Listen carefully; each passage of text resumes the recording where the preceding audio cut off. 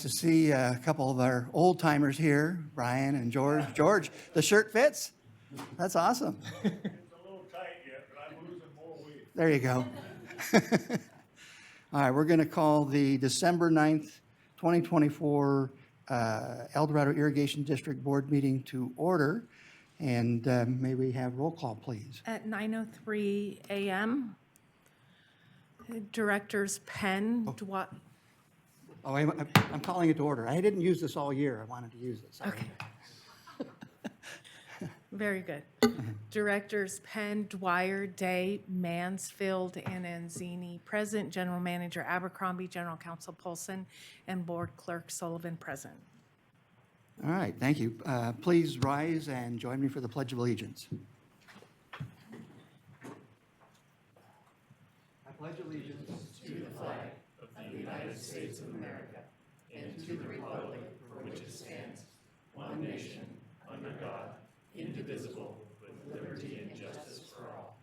Thank you.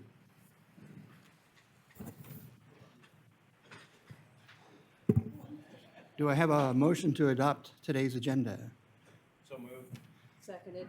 I have a motion and a second. Is there any public comment on the adoption of the agenda? We'll get to each individual item in order, but if you'd like to make a comment on the adopting of the agenda, please step forward. Do we have anybody online, Jennifer? If members of the public would like to address the board on the adoption of today's agenda, moved by Director Dwyer and seconded by Director Anzini, please refer to the instructions on page 2. President Day, it does not appear we have any members of the public wishing to speak on the adoption of today's agenda. I believe that we are ready for the vote. All right, please vote.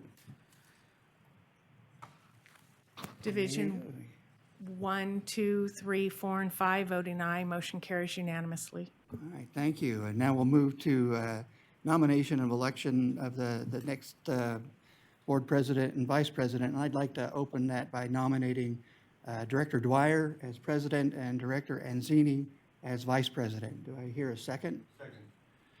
We have a motion and a second. Is there any other alternative motions? Is there any public comment? If members of the public would like to address the board on the nomination and election of board president and vice president, please refer to the detailed instructions on page 2 of today's agenda. President Day, it does not appear any members of the public are wishing to speak on the nomination of Director Dwyer for president, Director Anzini for vice president, moved by Director Day and seconded by Director Penn. I believe we're ready for the vote. All right, please vote. Division 1, 2, 3, 4, and 5, voting aye. Motion carries unanimously. All right, congratulations. With that, I will pass the gavel. Thank you so much. Okay, we'll move to communications from the general manager. Jim, do you have anything for us today? Yes, under recognition, this time of year, we have a number of different retirees, but long-term retirees. I'd like to recognize some of them just because of their years of service. Is Patrick Wilson in the audience to recognize? Or there he is. No, right on time. We'll start with Patrick recognizing one of our employees.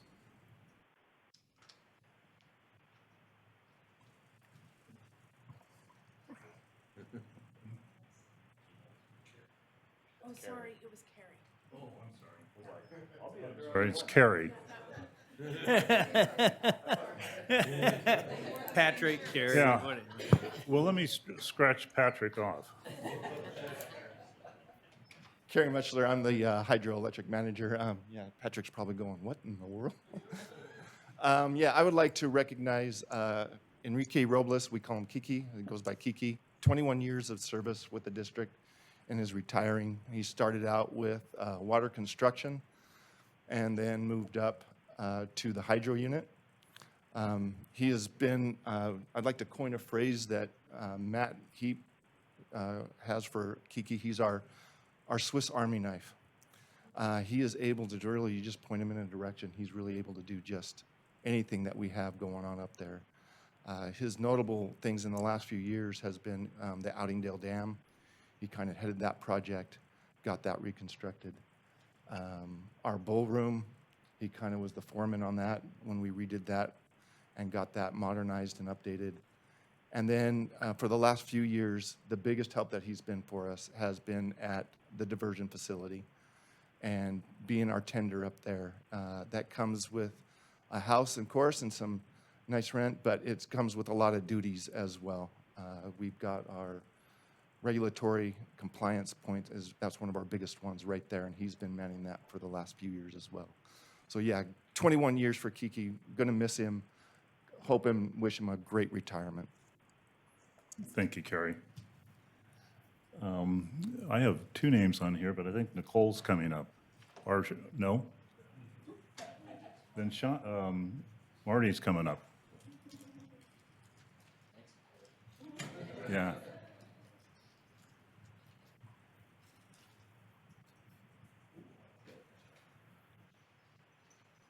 I don't think I've ever seen you in a tie. I bet I can be 21 years here. Good morning, my name is Marty Johnson. I'm newly minted environmental compliance supervisor, taking over for my predecessor, Nicole Graham. Very, very sad to see her go, but also very happy for her. Friday was I sat with her this morning. I spent my last day with Sean Consul. We'd worked together directly for 17-ish years. So we worked hand in hand, and he was a valuable part of our team. So I prepared some things. I'm not going to be as great as Kerry. He had some great comments that he obviously could commit to memory, but I had to write some stuff down. So I sat down with Sean and I interviewed him a little bit and got to know some of the dates that encompassed his time here. So I'm honored to have this opportunity to recognize him today for his extraordinary long and successful career here. Sean joined the district in 1988 as a temporary employee working with our ditch and maintenance crews. He was hired full-time in 1990 when he joined the construction and maintenance group. He later moved to meter services in 1991, and during this time with meter services, he held several roles, including a large meter specialist, and he was at one time the cross-connection control specialist for the district. So in 2007, Sean came over to our side of things in environmental compliance, and he served as an environmental compliance inspector until his retirement. Well, it just happened on Friday. So over the last 17 years, he performed a full range of duties related to recycled water and cross-connection control. However, his primary focus was our lead technical expert in backflow prevention, assembly testing, and repairs. He could do it all. He also was our main technician when it came to cross-connection control fieldwork. He played a vital role in many of the improvements that we've made here at the district with our cross-connection control program. We have a mission in our group, and it's to leave it better than we found it. And so if we can make an improvement, that's what we always push for, is to have those improvements so we can leave something better for our successors. So throughout his 34 plus years here at EID, he's seen just about everything, and his stories of the past, which predate all of us, will be greatly missed. And on behalf of the Environmental Compliance Group, I want to extend a heartfelt thank you to Sean for dedicating his career to serving the public and ensuring their water is safe. So we're going to miss you, Sean. Very good. We have a few more, but I'll have Brian Mueller come on up.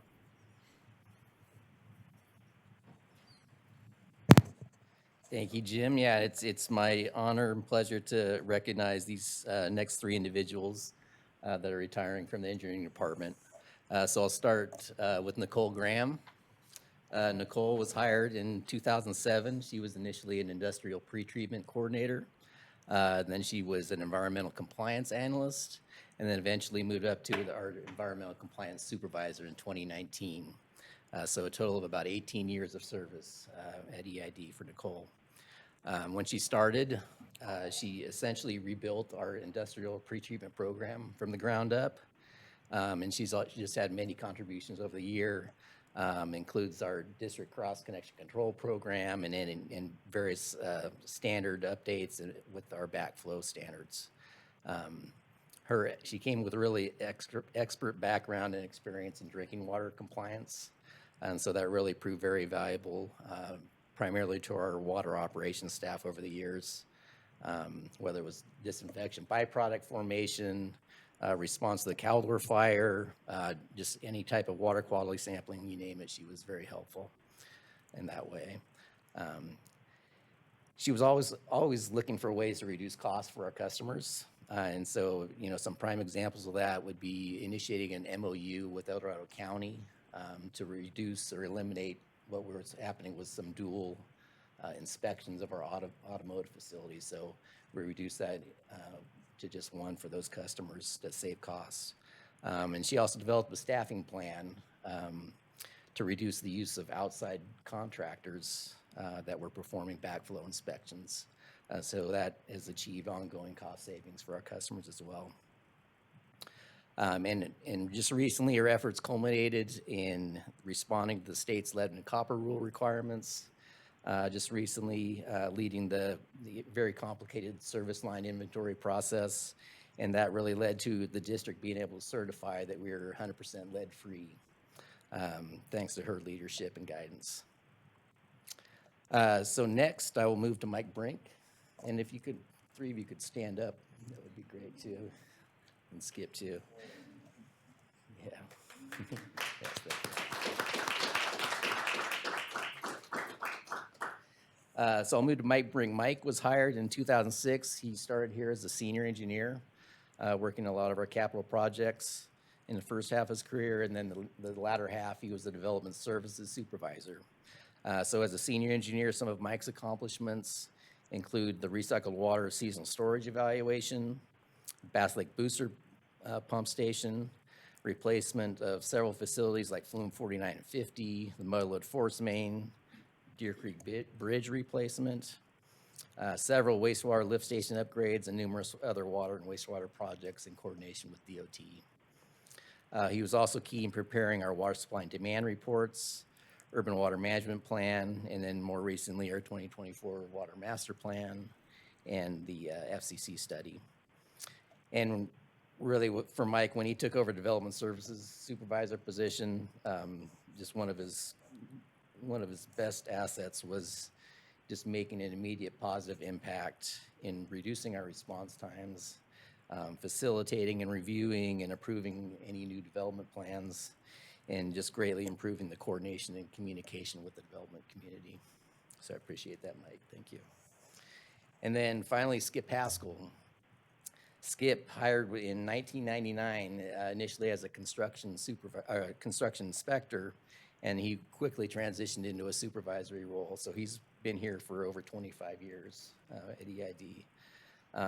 When I thought about it, probably most all of the infrastructure that's been built in the western slopes, certainly on the western side of the county, has been inspected and accepted into the district system by Skip and his team. He has a great ability to identify and solve problems. He's able to communicate with a variety of different people, and often in very tense situations. And he's just so respected in the construction field. He's also been a valuable resource for our engineers and operations staff, working with them on our CIP project designs, waterline tie-ins, as well as assisting and advising on any other construction issue. During his 25 years, there were countless issues that he resolved. And it was typically, a contractor wanting to cut corners or skip a step. And Skip was always steadfast in making sure we had somebody on hand. And oftentimes it was him himself that was making sure that we were there to inspect those installations no matter what day of the week or time of the day. So he was truly the last line of defense to ensure our facilities were built to EID standards and built to last for our customers. So for these three in closing, I just want to say it was an honor to work with all three of you through the years. You've just done a great job to accomplish the district's mission in your own unique ways. And you're leaving EID better than when you started. So I appreciate it and I wish you all the best.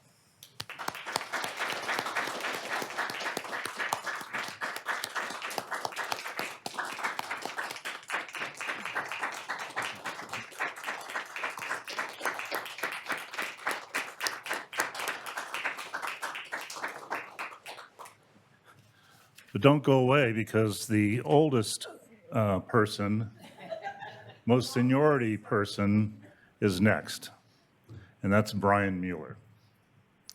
It's my distinct honor to recognize and reflect on the career of Brian Mueller as he is retiring from El Dorado Irrigation District after 30 years of service. His tenure began in the summer of 1993. I think I was just getting out of college. When he joined as a temporary employee in the planning division, assisting with flow monitoring. By December of 1994, he became a permanent member of the organization as assistant engineer. Over the following decades, Brian advanced through the ranks, assuming increasing levels of responsibility, and finally ending up as the director of engineering in 2008.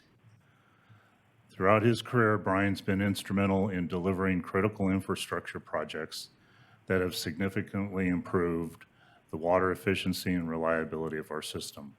Just some of the achievements under his leadership include the piping of the main ditch, which enhanced water delivery and increased conservation.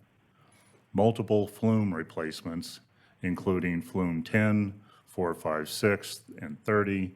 The last 4 were under the Caldor fire, and I think flume 10 was under the big landslide up the hill. But with his leadership and his staff, continued the continuity of water delivery to our customers. Also, the emergency replacement of Echo Lake Conduit, which is a vital project that was reconstruction on time.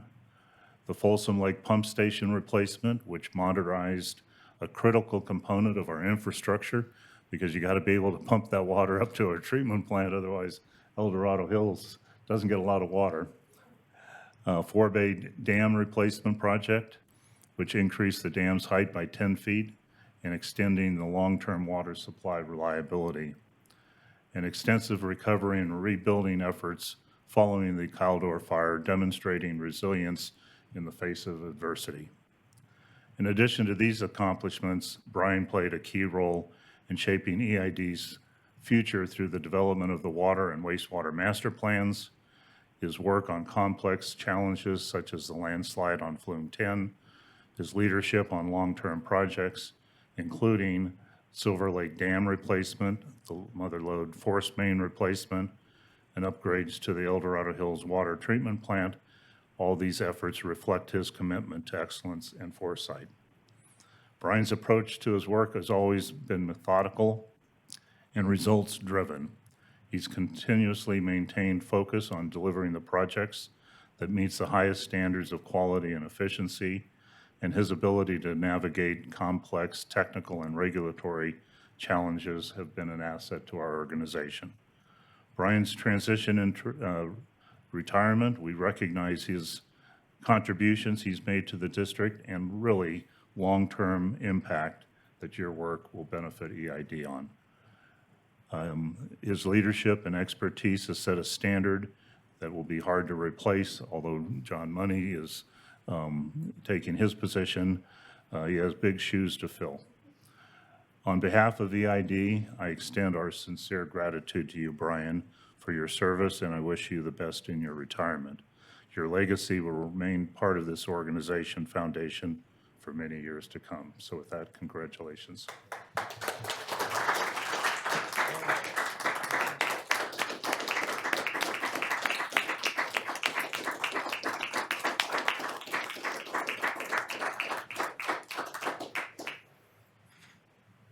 So if you want to say anything, you're pretty shy normally, but if it's okay with the board president. Well, thank you, Jim. First I wrote a little bit something just in case, but I really first want to thank both this board and past boards over the years for their support of the engineering department especially and their service to the community. EID is really a highly intensive capital asset replacement business. And so over the years, you know, we brought a lot of expensive construction projects and funding requests, and occasionally had to ask for some difficult rate increases. And so I'm just really grateful for your willingness to serve in that role. And, you know, just thinking about it over the years, I just never lost sight that the money that we spend in the engineering department is really our ratepayers' money. And if we're going to do that, we're going to do a good job of it. So that was really important. Jim, I've just been really lucky to be able to call you my boss for the last 15 years. You're an amazing person, a stabilizing leader, and just the four simple guiding principles that you introduced here just really stood tall through a lot of difficult and complex issues that we worked on, and hopefully that'll remain with the district long after we're gone. So I'm very grateful to you for the trust you put in me and in your mentorship, so thank you. And then for me, I was lucky enough to take a job right out of college. This is the only place I've ever worked. It's amazing, I never thought that. So just thinking back, I'm really grateful for my parents who moved to Placerville back in 1977. They gave me everything I needed to just become a successful worker and a husband and a father. I'm grateful for my wife, Carrie, who's here, for her support over the years. When I started AID, we had just gotten married, and working at AID allowed us to raise a great family in this area. My oldest daughter is a first grade teacher. My son is a Placer County Sheriff Deputy now, and my youngest daughter is a freshman at Abilene Christian University in Texas. So finally, I'm just extremely honored to have worked alongside all the employees of EID over the years, past and present. A few of us are leaving today, but we've got a great team that's stepping in and will do great work in the future. I just think about it over the years. I grew up playing a lot of team sports, and my family played a lot of team sports, so kind of relating that to the work life, there's just really no better feeling than working as a team with the EID colleagues to accomplish a project or a goal or a mission through a lot of adversity. And so I just want to thank all my colleagues over the years for your public service and your support. It's been a very rewarding 30 years. So thank you.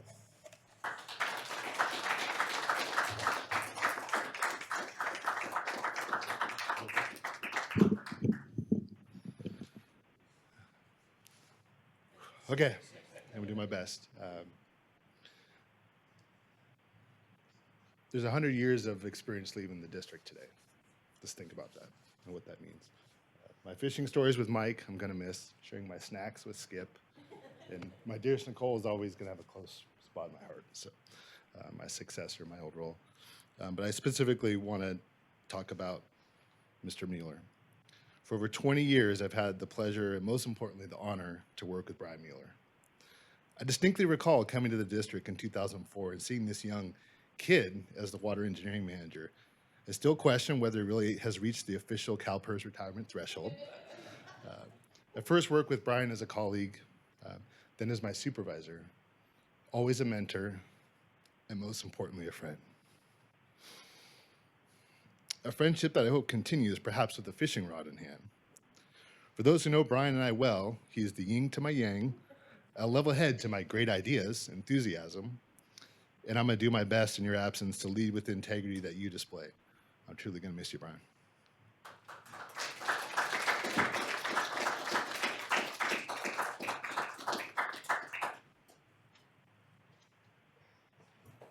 On behalf of the board, I'd like to thank all of the retirees for your contributions to the district and to the ratepayers, and just wish you all the success in the future. Any other board comments? Director Anzini. I really, as somebody who used to work for a water company for a lot of years, when you leave that body, that doesn't mean you lose your friends that you worked alongside. Remember that. It's really important to keep those connections. And I just have one suggestion to somebody who said that they are into sports. I have a connection if you want to be a little league coach. All right? Thank you. Any other board comment? Paul? Thank you. That's good. I like those. I like those. Okay. Anybody else? No? I'll just make one quick comment. I think the passion is palpable. People are walking away after pouring decades of their lives into this organization, and I hope the public recognizes that and sees it. So I want to thank you all for the end of your service as the beginning of mine begins. So thank you very much. Okay. Is there any public comment?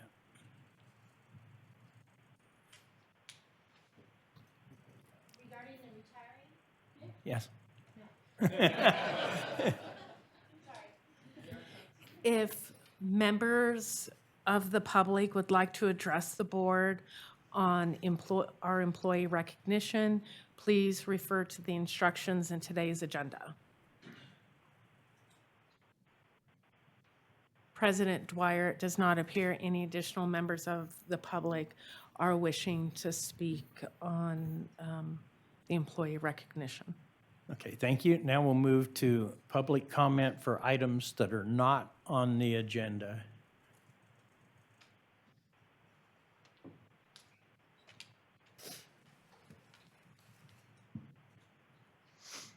Good morning, EID directors. I'm here because of a letter EID sent to me. My name is Angel Ball, and I reside in Strawberry and been a customer of EID for 40 years. Today, I'm here on behalf of the Strawberry community and during the fire season, a community of thousands. In the 1950s, when the community of Strawberry was developed, a fire suppression system was built so that in the event of a fire, the community could control it and ultimately put it out. They understood the importance of water in the event of a fire and knew help from fire services would be 30 minutes or longer. We have all seen the devastation that comes from waiting to put a fire out and know that waiting is not an option. In the summer of 2020, I contacted EID to have a conversation of how to improve our fire suppression system. During this process, we created a relationship and a partnership that would satisfy our goal to improve our fire suppression system and our ability to survive a wildfire. In May of 2021, 50-plus neighbors gathered in our first of many Strawberry community meetings. Our purpose was to have a conversation regarding this fire suppression system and how to create defensible space. Our guests were EID, Noel Russell, and the Chief Cudero, Captain Shepard of the El Dorado County Fire Protection District. EID spoke to the community and explained EID's roles as it related to the fire suppression system. EID's role would be to provide water to the system, but would not provide the pipes, the fittings, the valves, the structures, etc.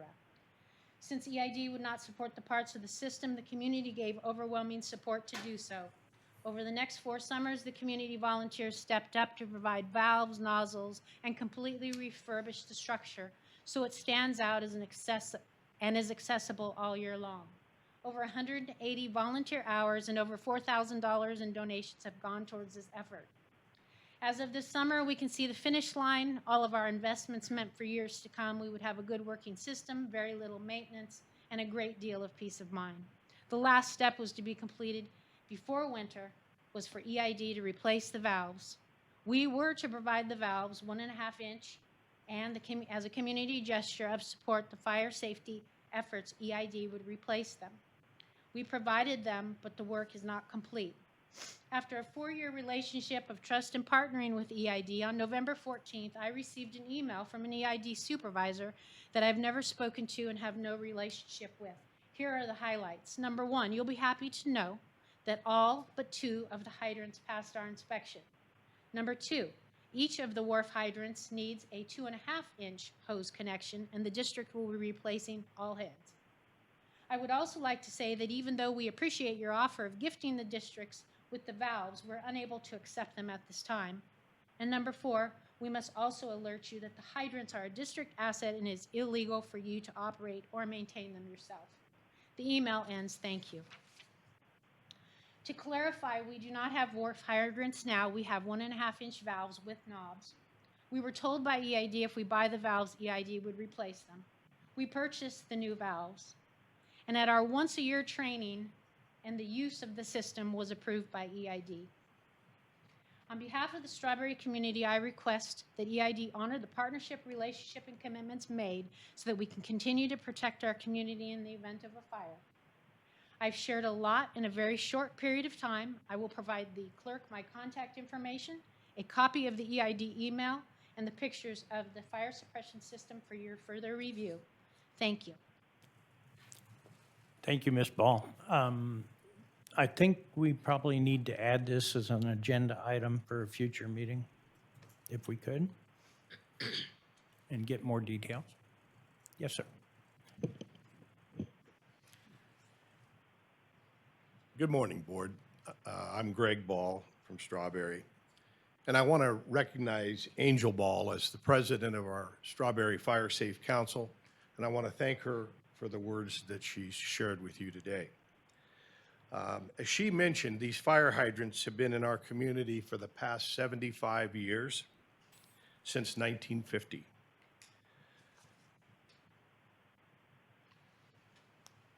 The huts that identify them also protect them, especially in winter snow, and were refurbished in the late 80s. Unfortunately, time had taken its toll. That is until very recently, the period she's talking about. It was in May of 2021 that we had our first community meeting to address defensible space, home hardening, and improving this precious fire suppression system. For almost 4 years, our community has worked diligently to improve upon them. Bear with me with this thing, by the way. Printer failed this morning, so I got to read it. And what I want to show you very quickly, just as a reference, is, would you hold that for a second, please? These are the red marks are the fire hydrants and huts that I'm referring to. And these are from El Dorado Hills at the county line to Pollock Pines and us at Strawberry, which I think explains why we call it precious and why it's very, very important to us. Come on, baby. Okay. With that said, it was at our first community meeting that guest speaker Noel Russell stated that EID would be supportive of our endeavor to refurbish these hydrants and huts. But the valves, hoses, et cetera, along with the money and labor would need to come from the community. And what's important is the community bought in and has since provided donations of the time, labor, and money. El Dorado County Fire Chief Cordero and Captain Shepard were also with us that day and other meetings since, and have supported our strategic efforts to keep Strawberry safe, including these fire hydrants. So why are we here today? To ask the leadership of EID to reconsider its position on this issue. We're asking EID to resume the respectful, trustful, positive relationship which will allow the residents of Strawberry to protect their families and their homes when the next fire occurs. It's quite simple. You have an obligation to provide the one element necessary to combat a fire, water. We ask you for us all to move forward in a spirit of cooperation. I thank you.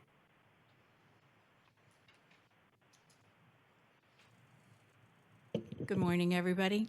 I'm Elena Noble. I'm a resident and on the board at Strawberry Fire Safe Council. These huts have been there as long as I've been there, 33 years. And in 3 incidents, we have used them to suppress a fire before we got the fire truck there. And the closest we can get is South Lake, and it takes them, I've timed it, 15 minutes to get up the hill. So we had a root fire. We had teenagers in a house who had an electric fire, and we've had a house that actually caught on fire with some debris that was up against the house. So the neighbors were suppressing it until the fire department got there. Last year, we, the balls have been telling you, we've put together a team that got a lot of debris out of Strawberry. And though when we applied for Firewise last year, we were certified as a community because of these huts. We were able to prove that water was in existence and we could suppress a fire if it came to us, which it has. So I just want to remind you that Strawberry, historically, we get more people. We are hosting, it's not just the residents of Strawberry. We get everybody going into South Lake. We get hikers, we get ski people, we get everybody you can imagine who stops on the road, and we can't control what they throw out of their cars, what they do as they're coming through our area. But we are the host to everybody who's coming and going up and down that corridor, and we are really the only water source. Below us and above us, they burned out. We didn't.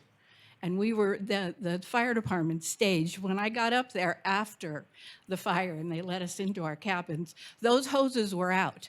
I don't know if the fire department used them, but they were looked at. You know, there was some money, there was opportunity to use the water. So please look at our, what we've done and still be our partners.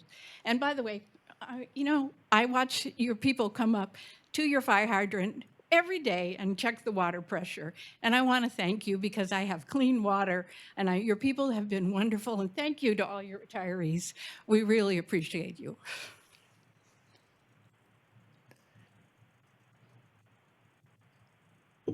Good morning, Mr. Chair and members of the board. My name is Justin Pitcher, and I am the Vice President of the Strawberry Fire Safe Council. I think you guys have heard a lot of great anecdotal information about our system up there in Strawberry, and I'm hoping that I can talk a little bit about how we can maybe move forward in a way that will protect both of our organizations legally.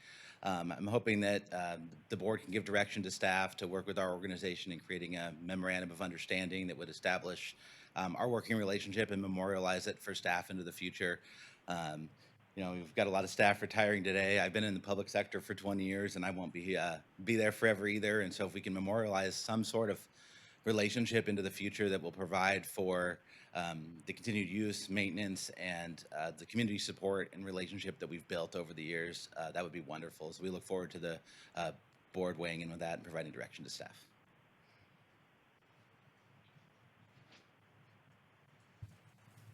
Thank you. Any other public comment?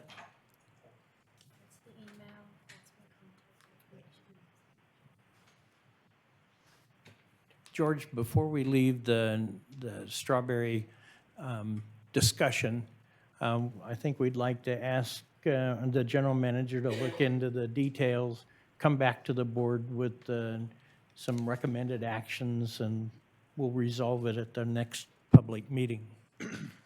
Okay, now, George. Thank you. I just wanted to stand here and thank Mr. Penn and Mr. Mansfield for stepping up to the community. And I actually, people don't know this, but I bullied Mr. Dwyer into being on the board. And I still resent it. And he's been a major asset to our board council.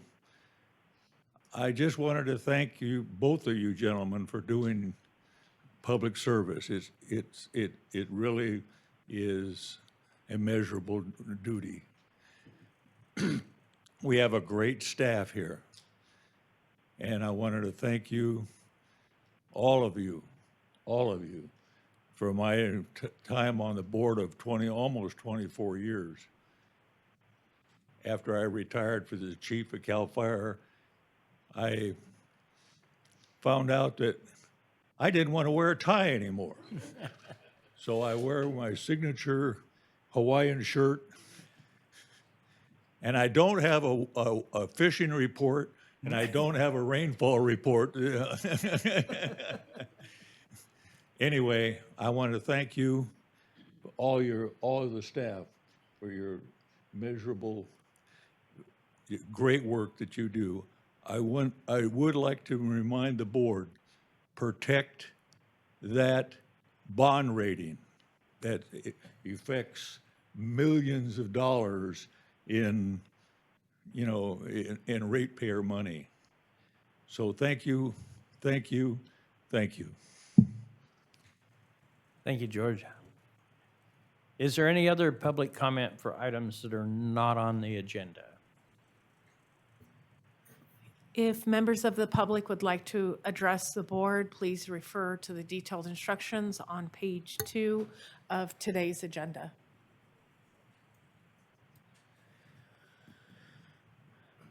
President Dwyer, it does not appear there are any additional members of the public wishing to speak. Okay, thank you. Communications, General Manager. Hold on for 1 second here. Kevin.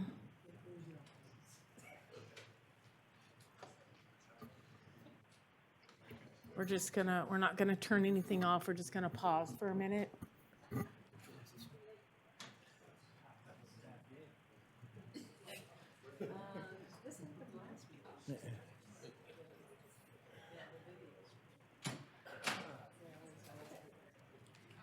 I think it was that red Hawaiian shirt scrambled the camera.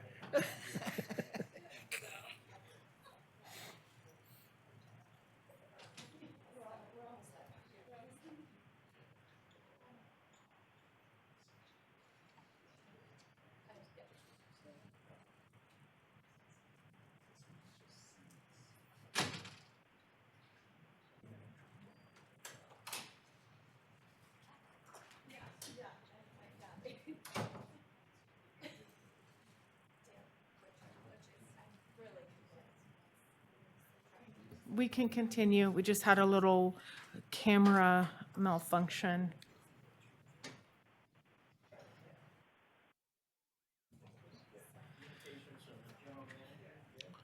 I have none today. Okay, thank you. Clerk of the Board, Jennifer. I have no communications. Okay. Board comments? Oh, yes, Director Anzini. Yes. Couple weeks ago, about 10 days ago, we had the water forum that was hosted by the Mountain County Water Resources Association, which I am a representative for this board. And it was very well planned out. There were a lot of good speakers from several different water agencies, including Yuba County Water and a few others. It's always good to have an association like this in order to gather knowledge and to share resource or information from the rural counties. And I really believe that this is a good association to stay a member in. So Thank you, and thank you for your representing EID on that agency council Well, I'm now- organization. yeah, well, for some reason, I'm an officer now, so. And I guess for our new board members, your duties include not only reviewing all the material and coming to these board meetings, but you also will be assigned to represent us at other organizations and meetings. And that's scheduled for the first meeting? Yes, in January, 20th. you'll Yes. find out. Yeah. Thank you. Any public comment on our comments? No? I have some comments. Okay. First of all, I did also attend the Mountain Counties, and that was very informative, and I appreciate it as my learning curve to be on this board. I've been trying to take every opportunity to learn as much as I can, and that was a wonderful opportunity and a very, well-attended and well-presented event. But now that I'm on the board, I might as well make some opening comments and just put things in perspective. Many times when people are campaigning, they talk about trusting and believing in folks. I don't want people to do that for me. I don't want them to either trust or believe in me. I expect people in my division to hold me under scrutiny, and I look forward to that over the next 4 years. When I first started attending these meetings around 15 years ago, I thought it was a prerequisite to be on the board, to be an old guy with a beard and the name George in your name, because you had George Osborne, George Wielden, and Bill George. Now, I'm the old guy with a beard, but I don't have George in my name. Again, I want to thank George for his almost 24 years of service. I'm most appreciative of that, and I hope I can live up to the time that he spent here. When I campaigned, I talked about aging infrastructure as my top priority, and I maintain that, and I intend to work on upgrading our aging infrastructure so that we can provide the services and the water that is so vital to our communities over the time. I also want to really emphasize the non-rate revenues that will reduce the burden on our ratepayers, of which there are many opportunities, and I would like to maximize those. I plan on being some scrutiny on change orders, just a thing that has always bothered me, and I keep an eye on that. I realize that as a board, we have limited amount of influence on many things, but eventually the general manager will be retiring. I think one of our greatest responsibilities is ensuring that the next general manager carries the legacy to the next component of our time here. I also want to ensure that we are the employer of choice because our organization is made up of our employees, and being the employer of choice will allow us to meet our guiding principles. As George has indicated, and I support, is protecting our bond ratings and protecting our water rights is something significant that we must be eternally vigilant on. Other things just I look at is, having speakers, and with our 100th anniversary coming up, ensuring that we highlight the legacy of our organization. I really, because my division represents most of the agriculture in EID, to be supportive of agriculture and those aspects. And then finally, I think we are great in transparency in this organization, and it's very important to me to maintain and enhance that transparency. And just on a personal level, on transparency, I just want to make sure that people know that I am involved, an investor in something called Global Water Farms, which is involved in water but has nothing to do and would probably never have anything to do with EID. But I just, in thinking about transparency, I just want to make that known. And thank you. I look forward to the next 4 years. And again, thank you, George. Thank you. Any other board comments? Okay, okay. I'll make one just because Paul's talking about the three Georges, and I thought that too. When I first started here, I was the young guy. I'm not the young guy anymore. And my tummy's gotten a little bigger, my hair's a little thinner, a lot thinner. But so yeah, times change. But anyhow, welcome to you guys, both of you guys. Thank you. I'll start working on the beard, and I'll look into how to legally change my name. Great. Okay. Now, any other public comments? No? Okay. Next, the consent calendar. Do I have a motion to approve the consent? You might want to ask if there's anything that should be removed from the consent calendar for discussion. Okay. You have something? No, I was just kind of reminding you. Right. If other board members might. Okay. I'll move. We accept the approve the consent calendar. Thank you. Second. Okay, thank you. Any board comments or concerns on the consent calendar?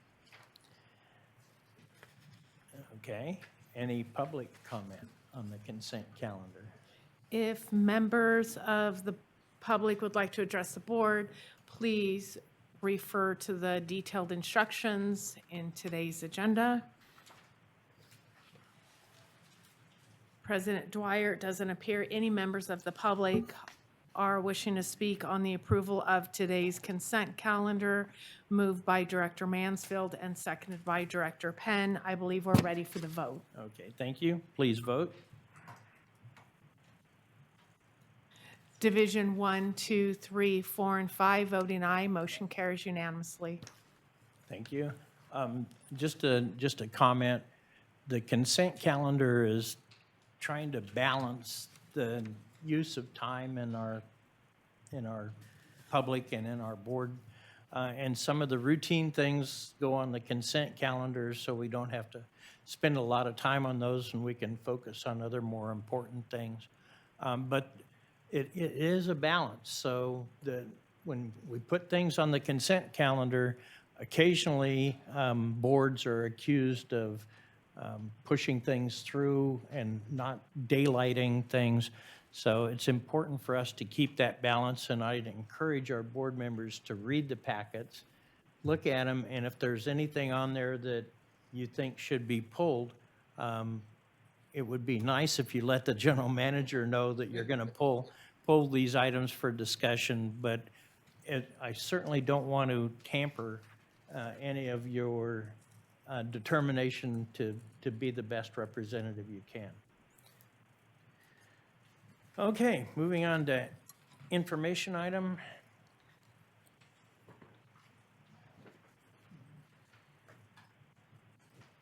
I guess we're going to get schooled a little bit.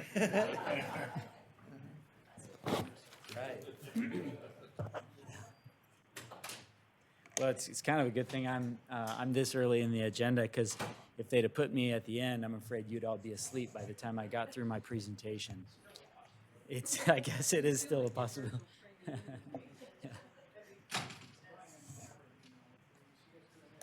Okay, I'll keep an eye out for that. Thank you. Thank you. We'll all be doing this. Yeah. Yeah.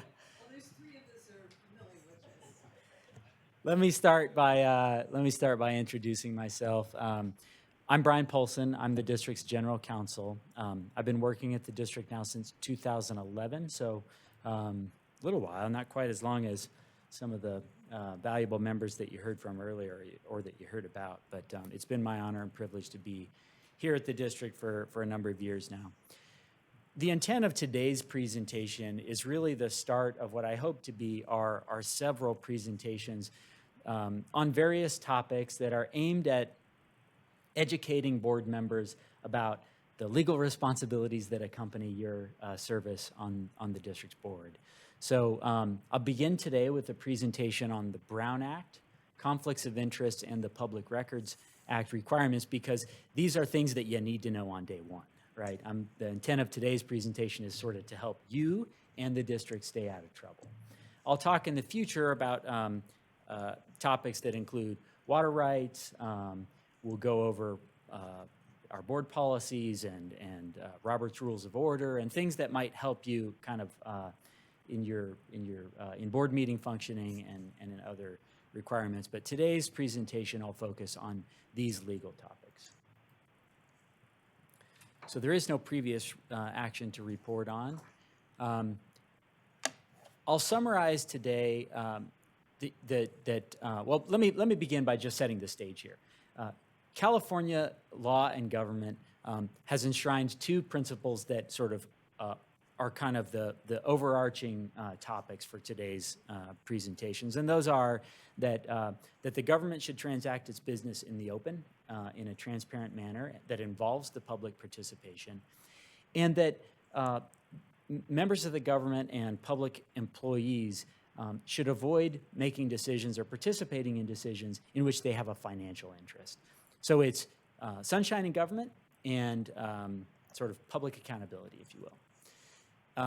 In that vein, I'll talk about three laws or areas of law in particular. Those include the Ralph M. Brown Act, the California Public Records Act, and the body of that I'll refer to as conflicts of interest laws. The purpose, as I kind of alluded to today, is to overview the basics of these relevant laws. I'll talk about some of the pitfalls and practices to both avoid and adopt as it relates to these topics, and with the purpose of developing an understanding of relevant board member duties and requirements. So we begin with the Brown Act. This is something that you'll hear a lot about. We'll talk a lot about it in board meetings. You'll hear about it at conferences, and you'll see many references to it in the electronic communications that I sent to the board with warnings that say, do not violate the Brown Act. So what is it? The Brown Act is a law that essentially requires the government, public bodies, public legislative bodies, to conduct both their actions and their deliberations in public. Legislative bodies must conduct their meetings in public. They must provide advance notice of their meetings to the public in order to make the public aware of the items that they will discuss and take action upon, and provide the public with an opportunity to participate in those deliberations and actions. The Brown Act applies to legislative bodies of all local agencies. There is a separate but very similar law that applies to state legislative bodies, such as the executive and administrative agencies, State Water Resources Control Board, et cetera. They don't comply with the Brown Act. It's different, but it's very much the same. Legislative body is a term that is defined broadly in the Act. It includes not just this board of directors, but also committees established by the board of directors or by our bylaws, standing committees such as, we don't have many particularly that are very active, but an insurance committee, an engineering and insurance committee, and there are many other examples. All of those would also be subject to the Brown Act, even if there were less than a majority of the board that served on those committees, so long as they were standing committees. Now, there are exceptions, and those include what we refer to as ad hoc committees or advisory committees. These are committees established by the board with less than a quorum participating, and that are established for a defined purpose and that exist for a defined period of time. In that circumstance, the Brown Act doesn't apply. But in virtually every other instance, whether it's the board itself or even a subset of the board, the Brown Act applies. If I might? Please.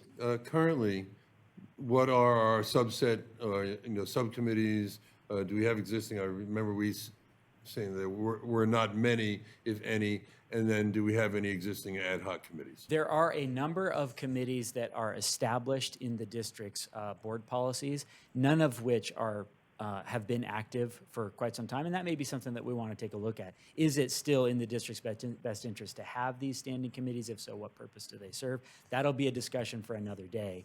But yes, we do have standing committees. I couldn't tell you exactly how many. As far as ad hoc committees, I'm not aware of one that is active at this point in time. But examples include past examples include when the district board of directors appoints one or more of its members to negotiate with its general manager on a contract, for example. And that might be something that you consider in doing in the future. If I could just add on those existing committees that are in the bylaws, it's been the experience here that most board members want to participate in those discussions and not just delegate that to two, because then the other three don't get the benefit of that discussion. So we've normally brought items to be discussed to the full board, just so it's fully transparent to the entire board, as opposed to just two. So digging in a little bit deeper on the meetings, the Brown Act, as I mentioned, requires that the meetings of the legislative body be conducted in public.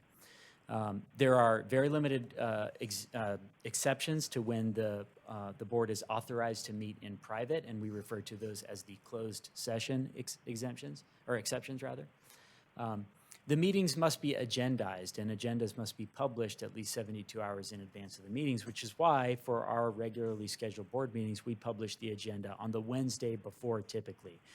That is 72 hours business hours prior to the board's conducting its regular board meeting. There are also exceptions to that, such as when an emergency happens. In that case, the Brown Act provides for the district to take action or on items not scheduled or not agendized on its agenda, or if there is a non-emergency but urgent matter that must be taken up. The board can also schedule special meetings with less than the 72 hours advance notice. There was a question. Brian, I think this is a good time to recognize Jennifer and her contribution to the board in preparing the board packets and the agenda, and they're always as accurate as they can be, and they're on time, and the board enjoys that benefit of having a great board secretary or administrative, whatever we call things now. Yeah, okay. This Yeah, board of Also, dir- it's a good time to point out to the new board members that the limits on departing from the the agenda, like today in the issue in Strawberry, one of the reasons that we can't discuss it is because it's not on the agenda. It hasn't been broadly publicized. So we can accept public comment and then decide for the future to agendize it and then have discussions, but not during the board meeting where it's brought up. If I could ask, so Strawberry is in my division, and I presume there are no restrictions on me reaching out to the Balls or other folks up in Strawberry to discuss or to do some, become more aware of what the circumstances are? I would encourage you to meet with staff because I'm not even sure what they were asking for. And we'd like to get some homework on that, and we can present that information to you, and then certainly reach out to customers and have that engagement. Good, and that is my intent, is almost always to go to staff first to get a briefing so that I can engage with folks in my division as knowledgeable as I can be. So nothing in the Brown Act prohibits you from reaching out to constituents or meeting with constituents. And I'm going to talk about in a few moments some of the risks associated with a board member's communications, both with constituents and with the other board members. But no, nothing in the Brown Act would prohibit a board member from doing that.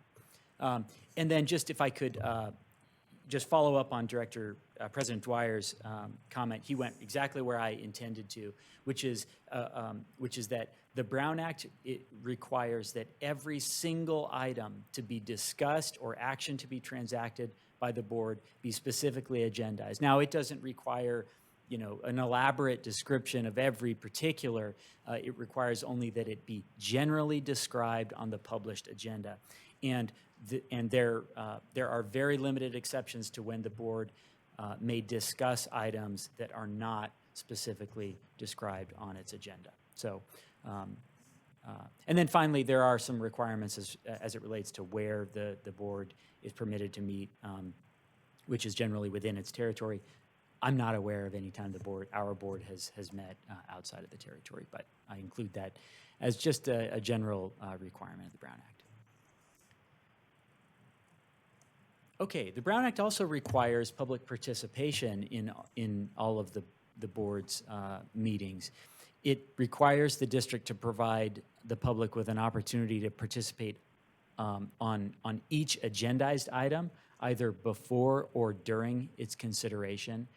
And it also requires that the public be provided an opportunity to comment on any other topic that is within the district's jurisdiction, which is why, as you all know, each regular meeting at the top of the agenda is an opportunity for the public to weigh in on anything that is not on the agenda. And we had a good example of an item that came up today during that portion of today's agenda. The board does retain authority to control its meetings, which the Brown Act specifically allows the board to set reasonable rules and regulations as it pertains to the public's participation. So, for example, the board can set time limits, reasonable time limits, to ensure that its meeting is conducted smoothly. It can also establish procedural rules or restraints on activities that are disruptive or include disruptive conduct. As I mentioned, the Brown Act does have some exceptions for when the district's legislative body is permitted to meet without public participation. These are called closed session exemptions, and they include things like ongoing or threatened litigation, personnel matters, security issues, negotiations on real property, or negotiations on labor, negotiations with labor as well. These items, if they're going to be discussed by the board, must be specifically described on the agenda, and the basis for meeting in closed session must also be described on the agenda. In addition to that, the district is required prior to recessing into closed session to verbally announce during its meeting the basis for each closed session, which is why the board president typically asks me, how long are we going to take? And I generally respond with my best estimate of the time, but also a reference back to the agenda to announce, verbally announce, because that is a requirement, the basis upon which the board will be meeting in public. No one may, and this applies to both board members and staff members that participate in closed sessions, may disclose confidential information acquired during a closed session. There are very limited exceptions here, but generally speaking, information that is shared or acquired in closed session must remain confidential. Lastly, the Brown Act does, there are consequences for violating the Brown Act. Number one, and perhaps most importantly, is violations of the Brown Act can put the agency's actions, can call them into question. There are remedies for invalidating board action after it has been taken if there was a violation of the Brown Act, either leading up to or during the board's consideration of that item. And so that can be particularly disruptive. Violations can expose the agency to liability, including the plaintiff's attorney's fees. And under some circumstances, a member of the legislative body can be prosecuted criminally if the violation was knowing and willful. Next slide, please. So here are some Brown Act pitfalls that I wanted to go over. And we're going to go through a number of examples later on here after we get through these. But these are some of the common pitfalls that I wanted to, for each of the board members to be aware of and or to be reminded of. The Brown Act defines meeting, a meeting very broadly, and it includes many activities that may not actually seem like a meeting.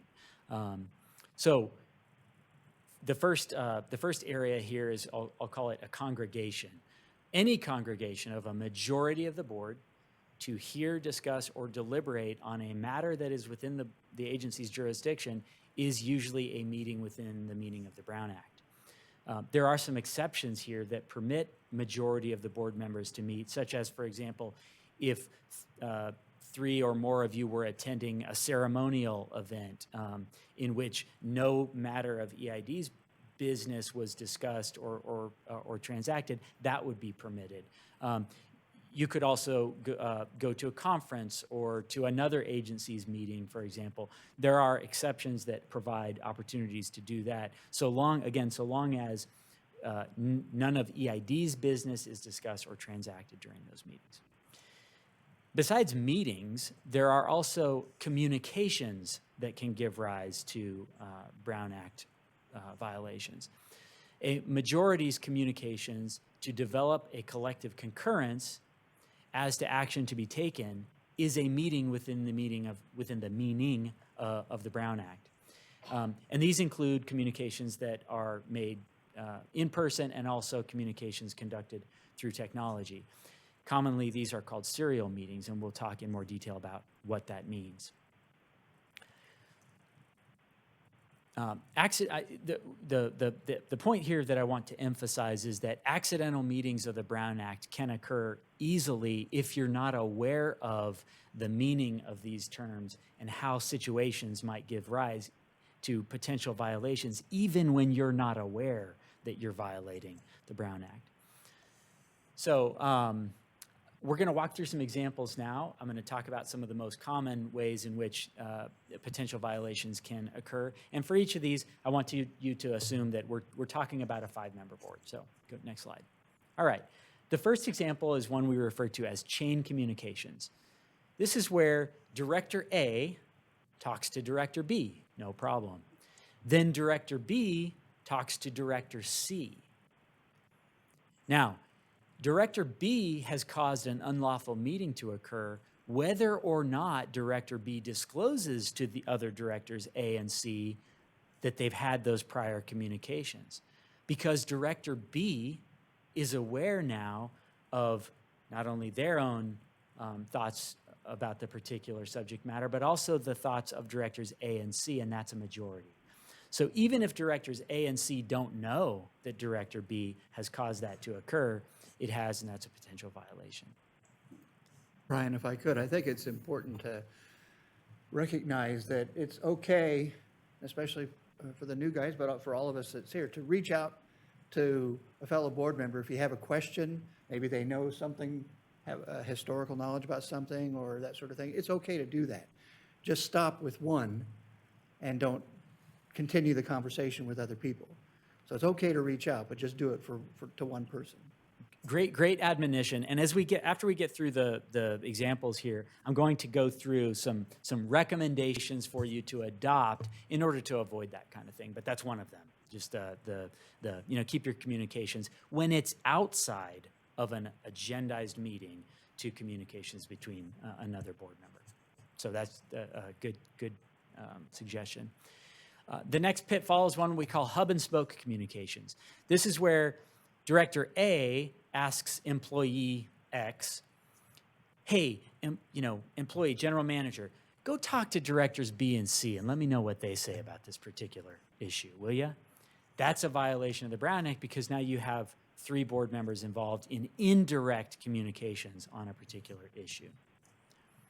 Go ahead. Here's one that gives rise along the lines of what Director Penn was Director Penn raised the issue of, hey, can I meet with my constituents to talk about this? Yes, you can. The Brown Act totally does not inhibit you from meeting with constituents.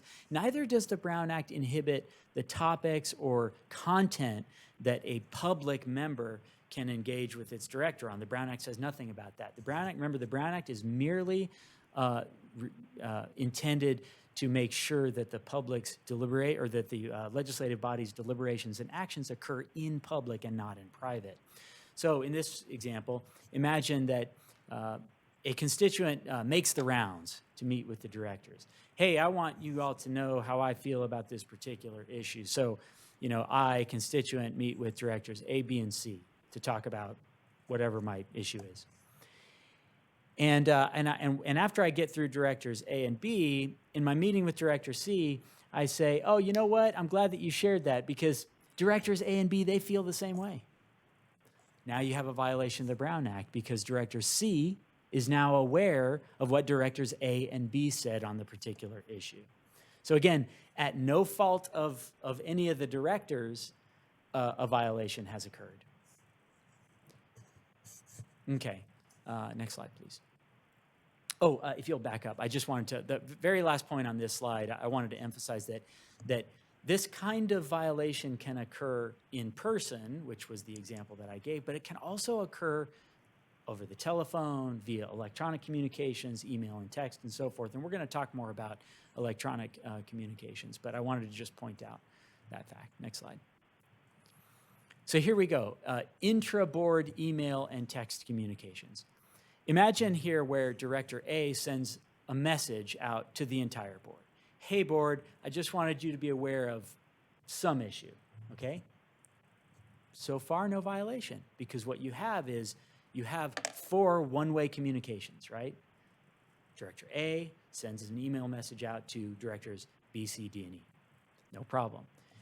Potential violation comes in when one of the directors responds to everyone. Oh, hey, I agree. Or, oh, hey, this is a problem, right? Now you have a violation of the Brown Act because there's been a majority of the board members that have weighed in. Director A sends a message out, director somebody sends a reply all, and now the 3 directors not engaged in the communication have the benefit of Director A's thoughts, the director that responded to everyone, and their own, and that's 3. Okay, now, what if the director didn't reply all? They just replied to the sender. Seems okay, right? But what if another director also replies to the sender? Doesn't copy anyone, isn't aware of the other communication that happened? Now again, you have a violation. So, the point here is that electronic communications, when you're communicating outside of a public meeting, can be very tricky and they can give rise to potential violations that you need to be aware of. Another opportunity that you should be aware of is electronic communications online. So in the example here, Director A reads an article on the local newspaper, electronic version of the local newspaper, and in the comment section, the director, makes a comment. Hey, this is how I feel about this particular issue. And then Director B reads the article, sees Director A's comments, and does the same thing. Yeah, I'm also in favor of this. Okay. Well, now Director C reads the article and the 2 comments, doesn't weigh in, but there's still been a violation because now you have 3 board members communicating with each other outside of an agendized meeting. Brian, how about the social media sites? I wonder, like, I know Jesse posts things, and I tend to try to support the staff by hitting the like button. The same thing for Sly Park. Does that create a conflict? Is that a problem? I'm glad you asked about that. There's a couple. Yeah, I don't think that there's a violation there. But I have to say that, technology is often much farther ahead than the law, right? So, in other words, to my knowledge, there hasn't yet been cases that have interpreted the Brown Act in relation to, for example, liking a social media post. Now, surely those are in the pipeline, or at some point in time, there will be cases that look at this and weigh in on it. But in the example that you gave, there hasn't yet been a collective communication, because even if the other board members see the post, see that you've liked it, that still is just a 2-way communication, you and the other board member. Now, what if one of the other board members likes it too? And then the third is reading that and saying, well, I don't know what the answer is, and I'm not sure that this has been fully addressed in the law. But I would caution you to just be careful when in your online presence. If you're active online and on social media, be careful what you're communicating to one another. Yeah. Because you don't want to. You can imagine a situation where what Jesse is posting is relevant to an action that you're going to take, and if you're liking it in advance and another is liking it, then it calls into question: is the board deliberating with one another right now, kind of inadvertently or indirectly, when they really should be communicating about it in a venue in which the public has an opportunity to participate? Now, you could say that, well, the public does have an opportunity, they're on the Facebook, but remember that there are specific requirements of the Brown Act. So. Just a comment, and I think Director Dwyer brought this up. There is a limit to what I post. I use social media for my own Board of Directors Facebook account that I have. And I only post and maybe repost things that our EID page puts, or anything on issues of water. I don't put my opinion in there, but when I post things, it is always positive. Sometimes I post it on my regular, because I have a lot of constituents who are part of my social media group, and they enjoy getting this information because they're not on our social media for EID. So I'm a secondary PR person, as the way I call it. And I think it's always been important, because we didn't do this before I came on. We really didn't have a Facebook account that was being used very often, and we have the Nextdoor account that people are getting informed. So it's a deliberation of information for my constituents I don't see as a problem. Yeah, and please don't, nothing in this presentation is intended to try and handcuff your online activities. The Brown Act does not aim to do that again, but just be careful about how you engage with other board members online. That's really the bottom line here. Not necessarily what you're sharing with your constituents or how you're sharing it with. The Brown Act doesn't govern those things. Some of the board members are Facebook friends. And I mean, even George has liked and read some of my stuff. So, but most of it is nothing to do with EID, except for my EID social site. Yeah. my own, I used it as a campaign part too. Yeah. So, So I'm not sure if there's a question there, but if there are questions, if for example you're wondering, well, in light of that presentation, is this activity that I engage in, or is that activity? Come talk to me about it, and I'm happy to meet with you and try and understand a little bit more better, what the facts are and circumstances are. That's one thing that I'll talk about is later on in the presentation, is about using me as a resource. So, you talk about adding their own comments. On this slide, Can you pull the microphone closer? you can't hear me? That's unusual. I understand. If a board member comments and just says, "That's interesting," or "That's good to know," where you're not providing a commentary, but it's saying, "I acknowledge the information," and not giving an opinion, is that considered a comment within the context of this discussion?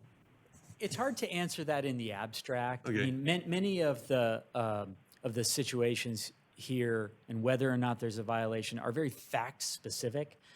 So I hesitate to say, yes, that could be a violation, because I really don't know. Okay. It would depend on what the subject is and so forth. But again, the point here is just to provide you with information and say, just take caution, in your online activities. Just remember, the Brown Act has specific requirements as it relates to transacting and discussing the district's business in public.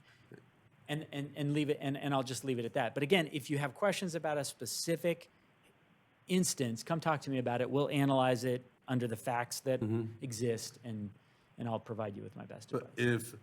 But again, lots of times my discussions with people is more information gathering, asking questions so I have a better understanding, not providing an opinion.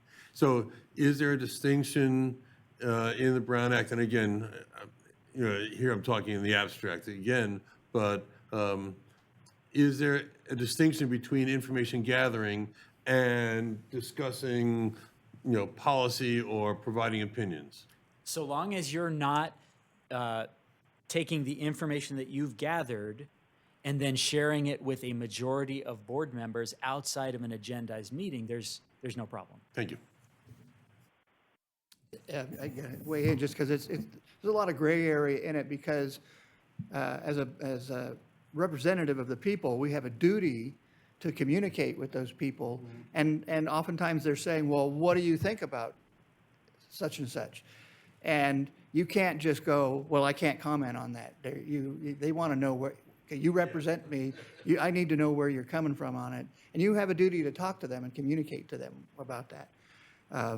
So, it's a little gray, but I think if you're doing it in the context of, of communicating with your constituents, you're not trying to persuade your fellow board members of something, you're just communicating your opinions to your constituents. I think you have a duty to do that. Yeah, and to Director Day's point, there is gray. There is gray area here. It's not always, black and white.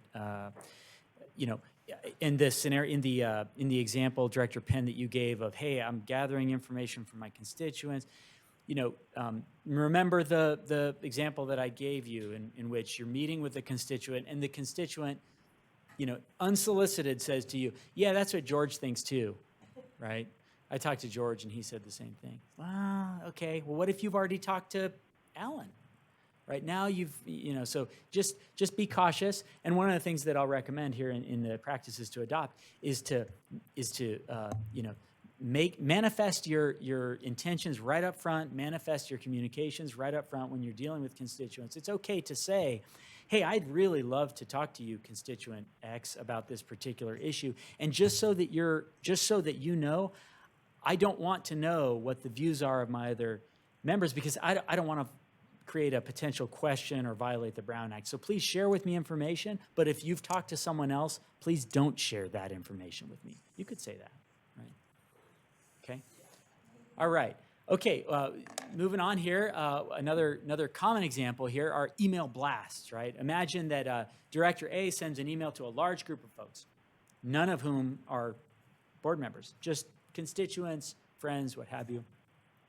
One of the recipients of the email forwards it to directors B and C, who reply to individually, they reply to that particular individual. So far, no violation of the Brown Act. There's just been, one-on-one communications. But then imagine that the recipient of those replies forwards each of those replies to Director A. Now there's been a violation of the Brown Act because 3 members have weighed in with one another, even when they didn't intend to, okay?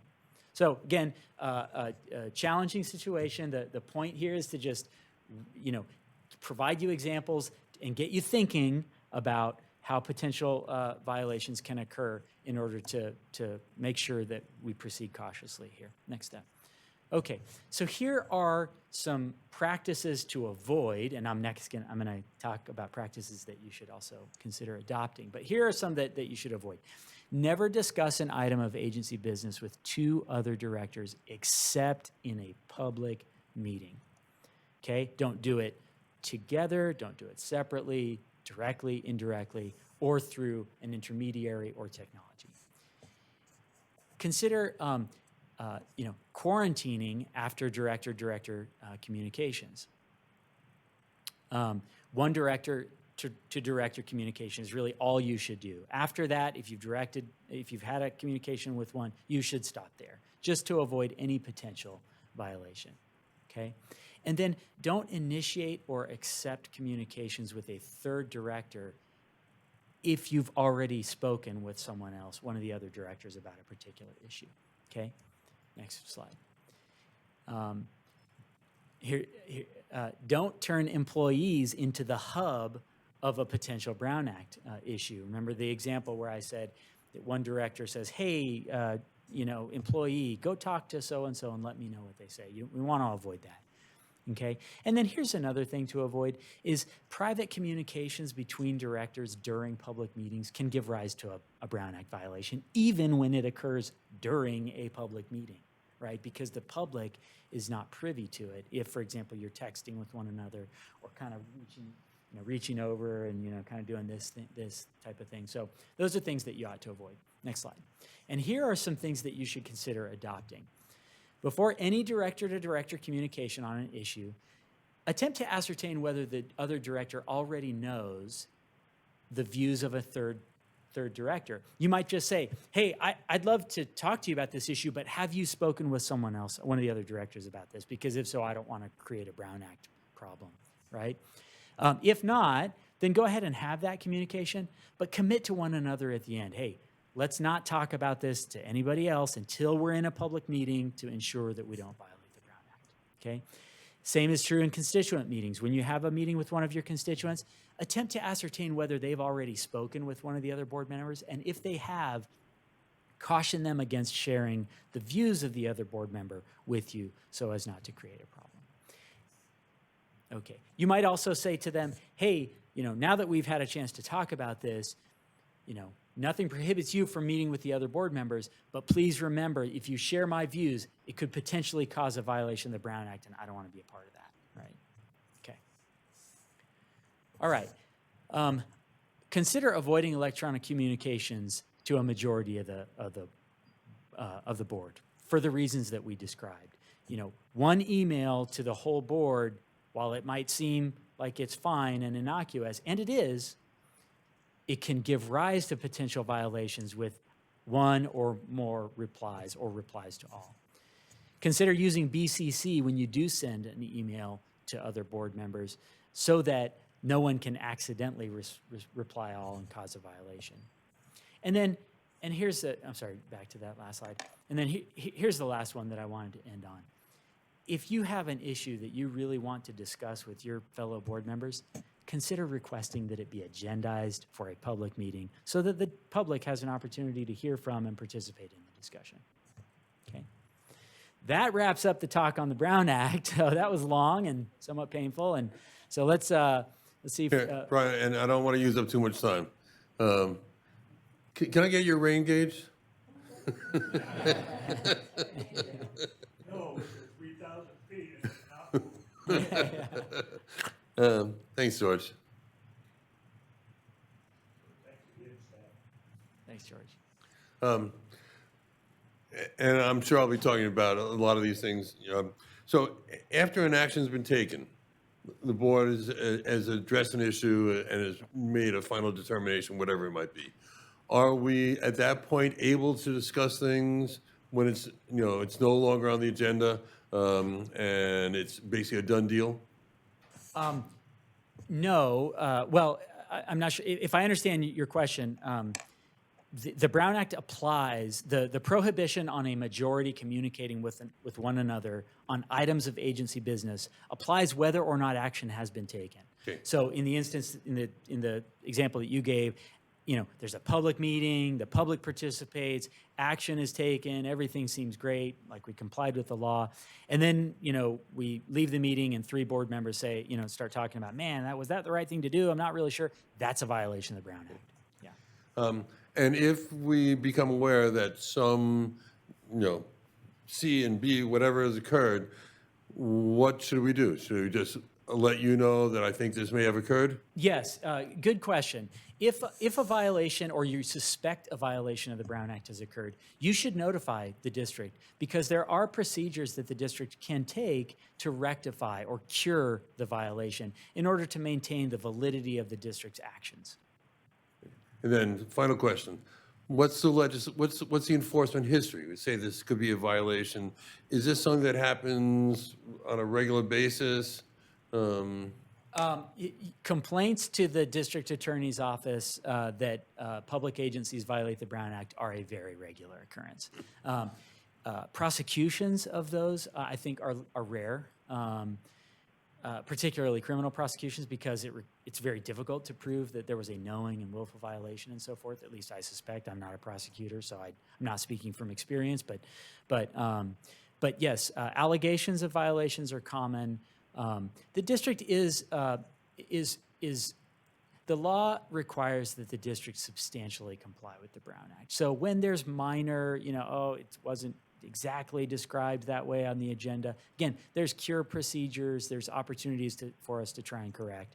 But any violation does put the district at risk. Thank you. Okay, moving on then, I'll try and pick up the pace here. That was the lengthiest of the topics that we're going to go through. So next I'll cover public records, and then we'll go to conflicts of interest. So the California Public Records Act requires that the district make available its records to the public for either copy or inspection.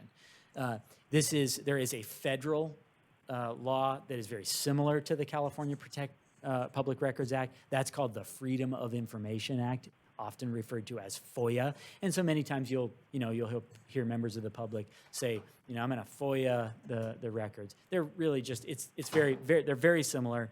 And what they do is require the district to make available to the public its records.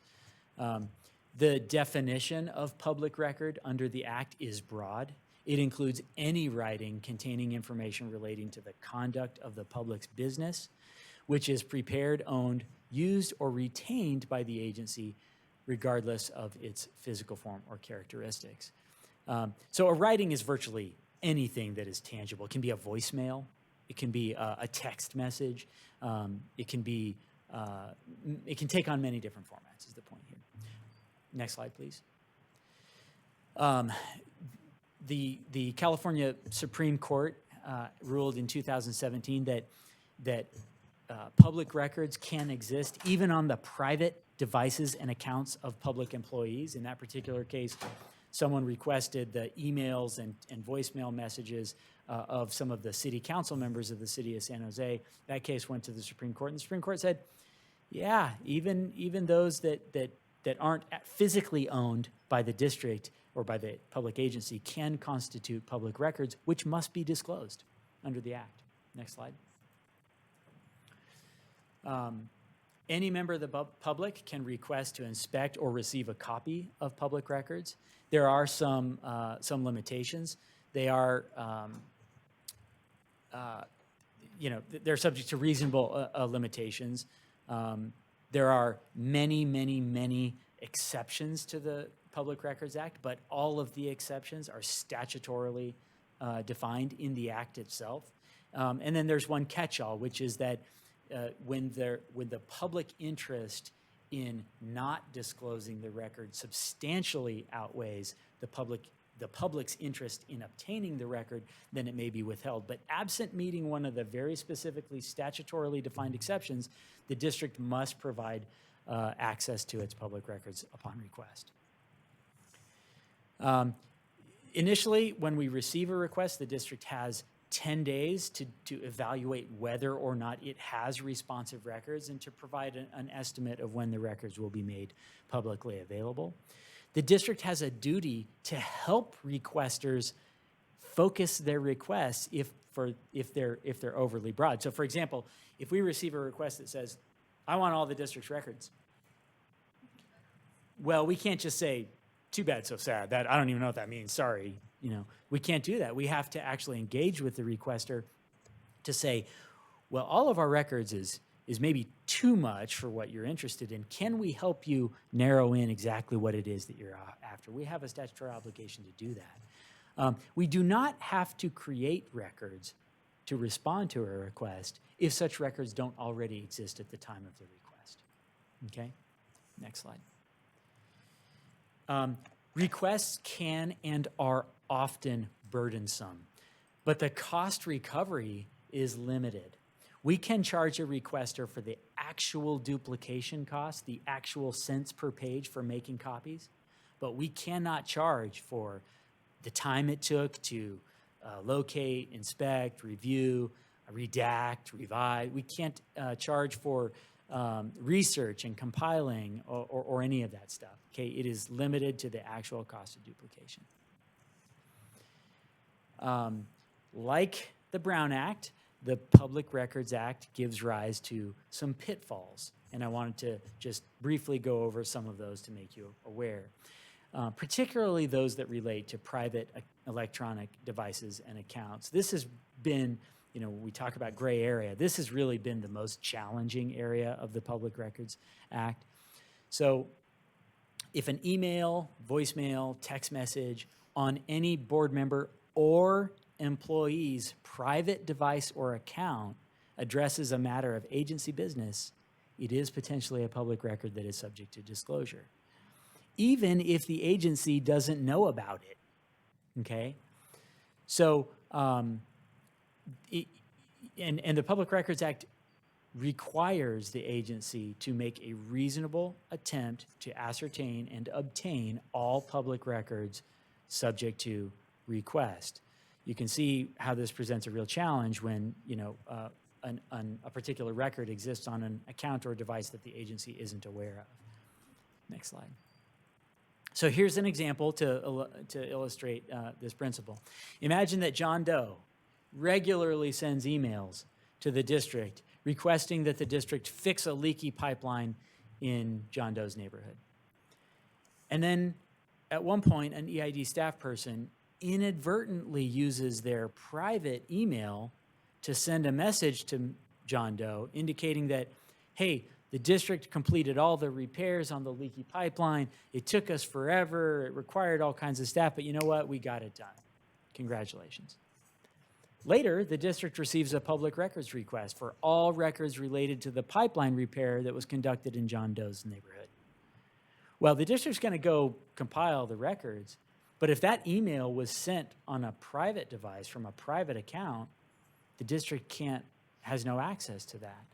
And the public and the employee may not have registered that they sent that electronic communication on their private account, right? And so you can see how this creates a potential violation of the Public Records Act in responding to this request. So with that, here are some practices to adopt.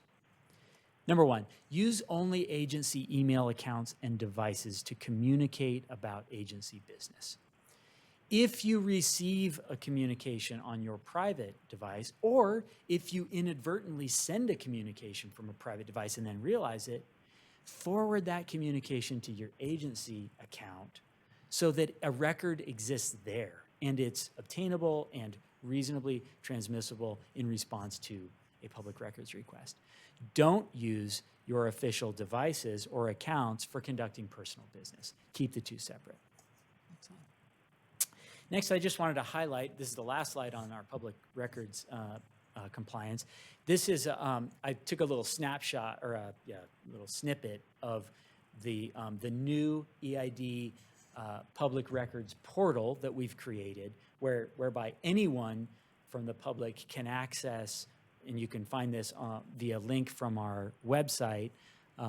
You can access our public records portal where you can go in, make a request, you can track the progress of your previous requests, you can obtain the results through this portal. It's a very handy tool. Kudos to our staff, our IT staff, for bringing this kind of technology to our attention, and most especially to the district's legal secretary, who spends a ton of time developing this, working through it, working with our staff to respond to the voluminous public records requests that we get. Next slide. That brings us to our third topic, and that is conflicts of interest. And this one is of particular importance because as the district's governing body, you will be asked to participate in many government decisions, that is a legal term, that give rise to potential conflicts. So this is one that I want to really spend a few moments on. There are three areas of conflicts of interest that I'll cover in this presentation. The first relates to Government Code Section 1090. The second is the Political Reform Act, which all of you, I think, are familiar with in some degree or fashion because you've all filed statements of economic interest. And then finally, I'll talk about the common law and what that requires for conflicts of interest. Next step. Okay, beginning with Government Code Section 1090. This is the provision of the Government Code which prohibits local agency officers and employees from making a contract in which they're financially interested. Important here, this is the section that applies to contracts, and that's it. Doesn't apply to other government decisions. This one applies to contracts. And it says, hey, the district should not be entering contracts in which one of its members or employees has a financial interest, okay? So again, involves a contract. A financial interest is broadly construed and can mean virtually any interest that might give rise to a public official's unqualified devotion to their public duty.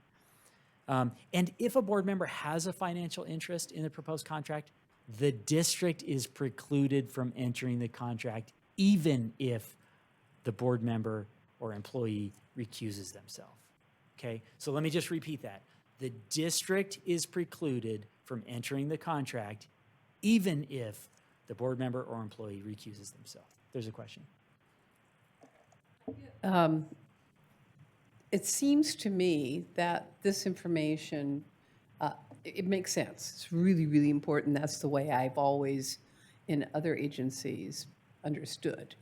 But in recent issues with possibility of people reclusing themselves, the contracts were approved anyway.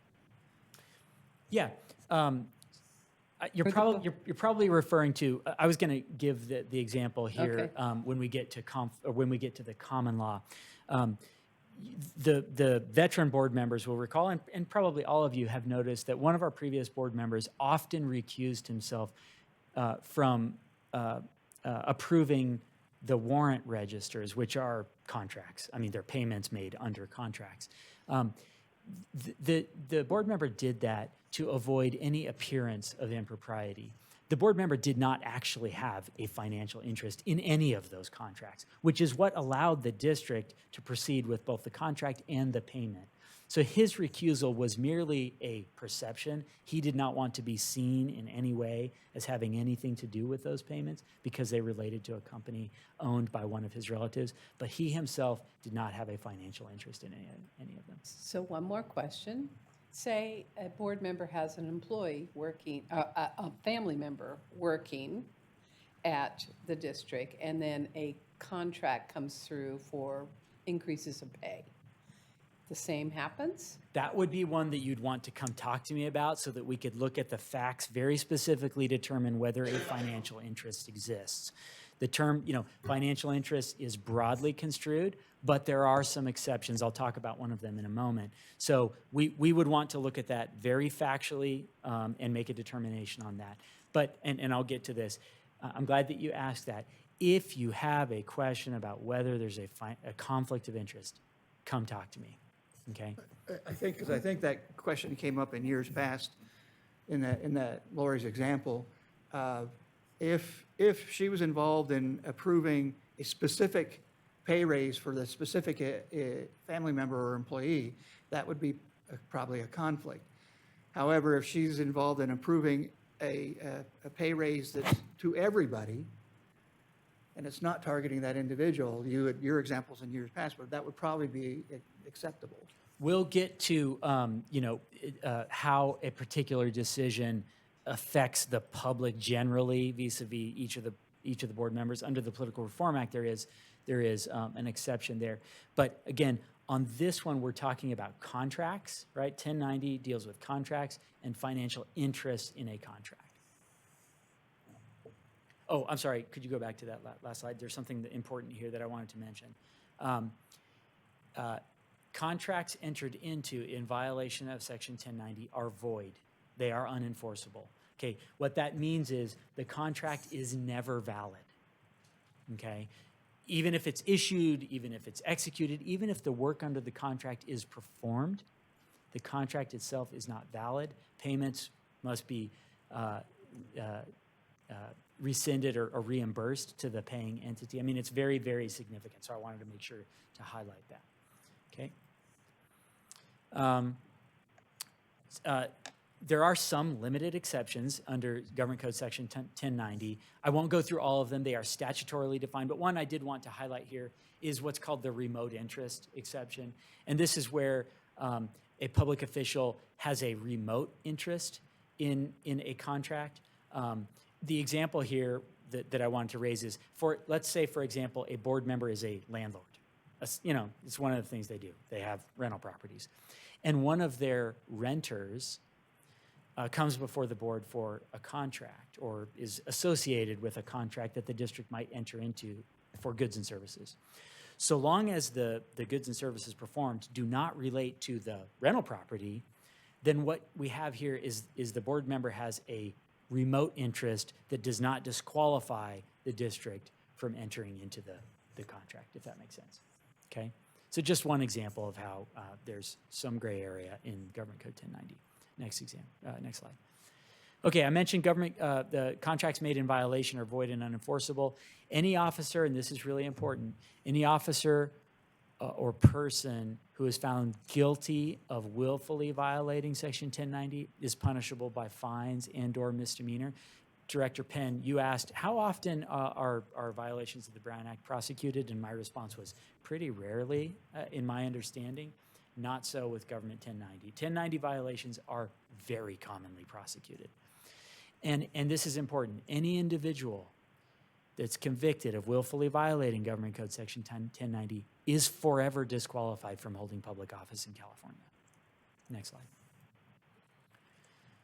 Okay, we've covered Section 1090. That deals with contracts. Now we're going to pivot to the Political Reform Act, which is much broader than dealing with contracts. The Political Reform Act prevents public officials from making or participating in making government decisions, whether based in contract or otherwise, in which they have a financial interest. Okay?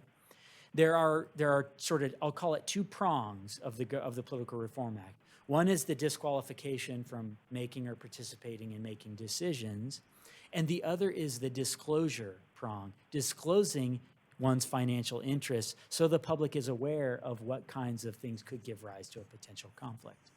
So I'll talk about the disqualification and the disclosure separately. Next slide. First, as it relates to disqualification, the Political Reform Act prohibits public officials, and that includes employees, from making or participating in the making or in any way attempting to use their position to influence a government decision in which they have a financial interest. Public official, as I said, is defined broadly. Government decision is also defined broadly, as is the term financial interest, and we've covered some of the definitions included in the other statutes. But these can include, financial interests can give rise from business entities, real property, sources of income, and even gifts. Next slide.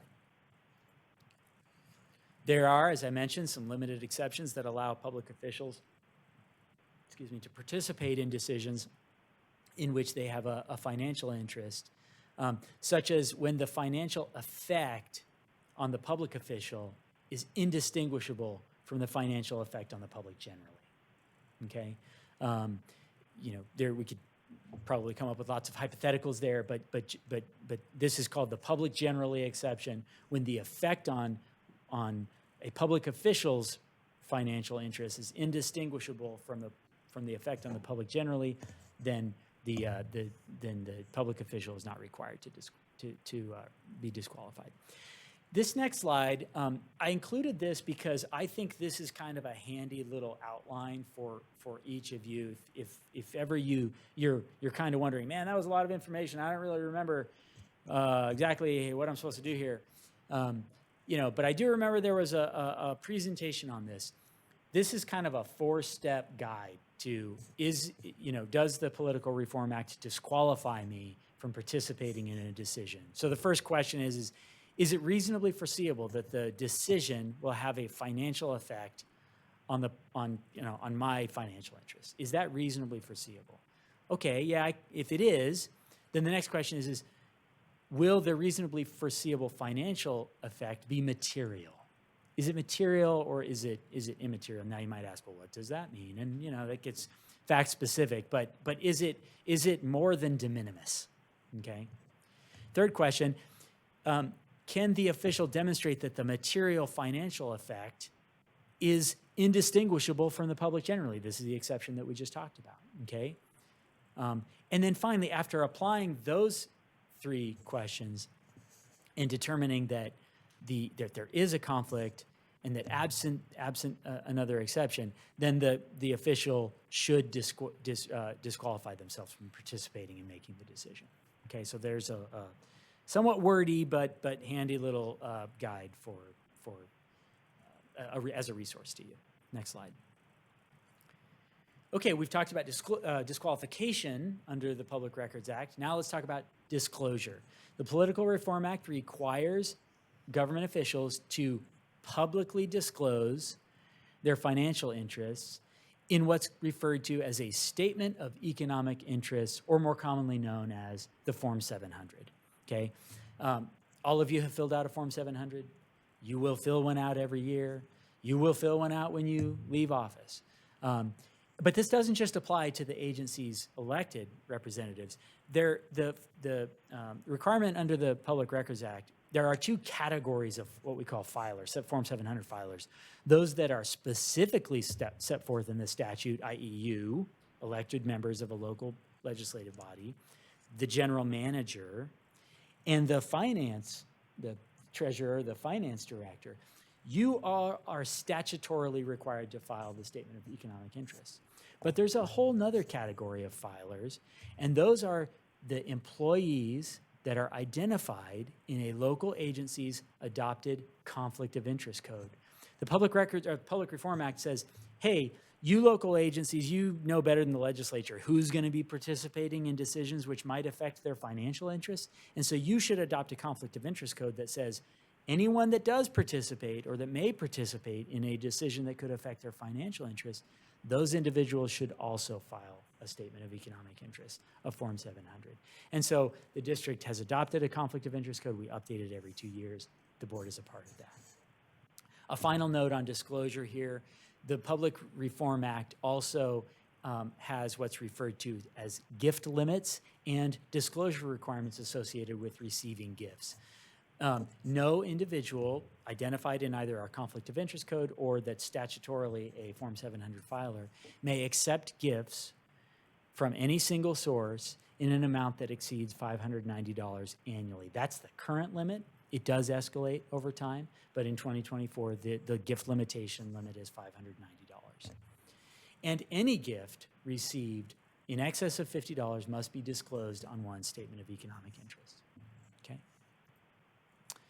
So, enforcement of the Political Reform Act. Once again, knowing and willful violations of the Political Reform Act is a problem. It is a misdemeanor. It may be criminally prosecuted. You could be subject to fines. And you could be subject to disbarment from holding office for up to 4 years. Not quite as drastic as violations of Government Code 1090, which is forever, but a significant, nevertheless, problem for potential violations.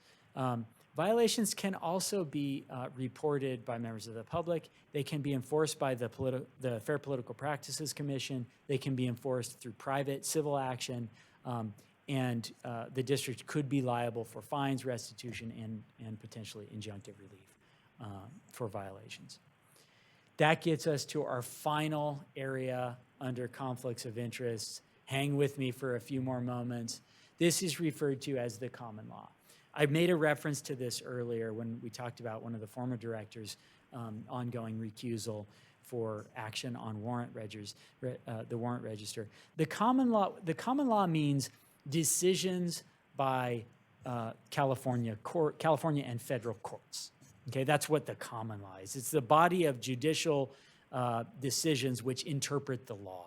Okay, and under the common law, even the appearance of impropriety can potentially constitute a conflict of interest which should give rise for recusal or disqualification. So I bring this up because while it's somewhat amorphous, this common law and the idea that, you know, the appearance of impropriety could be a potential conflict, I highlight it because this is as broad a statement of conflicts of interest as exists. Much broader than the Political Reform Act, much broader than Government Section 1090. So, you know, here's where we can go to my next slide, which is my admonition of practices to adopt, and then we'll talk about resources. Here are some practices to adopt in order to avoid a conflict of interest. First and foremost, review the board packets carefully so that you are aware of the decisions which you are being asked to participate in. Okay? Consider whether you have a material financial interest in any of the items that come before the board. And if you do, please notify me at the first available opportunity so that I, with you, can assess those factors that we went through. Is it reasonably foreseeable that you have a financial interest? If you do, you know, is the interest material? Is there an exception that applies? So on and so forth. You should file your annual statements of economic interest on time so that you don't stress out the filing clerk, which is also our board clerk. And you should disclose gifts that exceed the gift reporting threshold of $50. It does include a $50. It does include a $50. Of course, a $50 glass of wine would be a very nice glass of wine. So, yes, it does. You know, and if you have questions about is it reportable, I will say there are a number of good resources that you can look at on the Fair Political Practices website that kind of elaborate on some of the issues that we've discussed. But here, to wrap things up, let me just quickly go over practices to avoid. First, never allow the district to award a contract in which you have a financial interest that was undisclosed. That, you know, the consequences for that are significant, they're severe, it could get all of us in trouble, so please don't do that. Next, never participate in a decision that could materially affect your financial interests, okay? Not quite as severe as the violations of 1090, but still nevertheless consequential, so please don't do that. And then finally, do not accept gifts that exceed the annual gift limitation. If you have questions about, oh, is this gift from somebody that's subject to the limitation, you know, does this apply or not, come talk to me. We'll find the resources to be able to answer your question. And then finally, here are some resources for you. Not trying to tie your hands behind your back, not trying to paint you into a corner or into a box. I want you to feel empowered with the information that we've covered today and feel like you have resources for answering questions. So here, I'm listed at the top as a resource for you. The California Fair Political Practices Commission website is listed. There's a ton of information there about conflicts of interest. And then finally, each of you will be required to take, you'll be assigned through our Human Resources Department, assignments on our Target Solutions is the name of the website, but and actually I think it might have changed. I'm sorry, Jose. Vector Solutions, thank you. Apologies, that's a relic of, but each of you will be required to undertake ethics training. This is referred to as Assembly Bill 1234. It requires you to take ethics training every 2 years, and so you'll see that come through on your assignments. And with that, I'm sorry that took so long. Thank you for indulging me, and happy to answer any questions. Thank you, Brian. I think this is on. important information for us. I know you're just trying to protect the district and the board from stumbling into some kind of a mistake. So thank you very much. Any comments or questions from the board? Thank you. Okay, I'll survey the board now. We have 4 action items left before We'd we- like to call for public comment. Oh, I'm sorry. Is there any public comment on the presentation on, yeah. If members of the public would like to comment on information item number 13, please refer to the detailed instructions in today's agenda. President Dwyer, it does not look like any members of the public are wishing to speak on information item number 13. There's no action. It was for information only. Thank you, and I'd just like to encourage my fellow board members, if you have even an inkling that there could be any kind of issue, contact our legal counsel and they'll set us straight. Okay, now, we have 4 action items. I don't think any of them are very lengthy, but what is your preference, fellow board members? You want to take a 10-minute break now or muscle? Actually, one of the items, the item 17, I believe, has a little bit of substance to it. Okay, well, they all have substance, of course. Well, this is Yeah. a lengthy substance. Okay, thanks. So is the pleasure of the board to muscle through or take a break? We can keep going. Okay? Okay?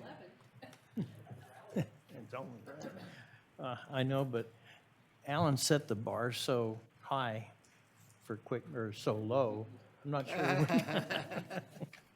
can't break that. That's what's going to stand for a long time. Yeah. So action item number 14. Patrick?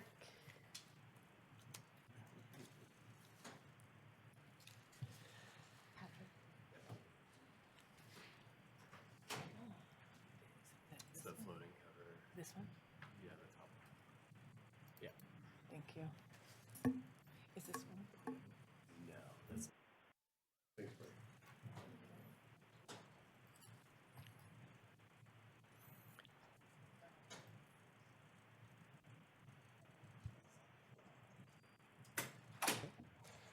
Good morning, Board. Patrick Wilson, Drinking Water Manager, here today to present the Drinking Water Floating Cover Repair Contract Award.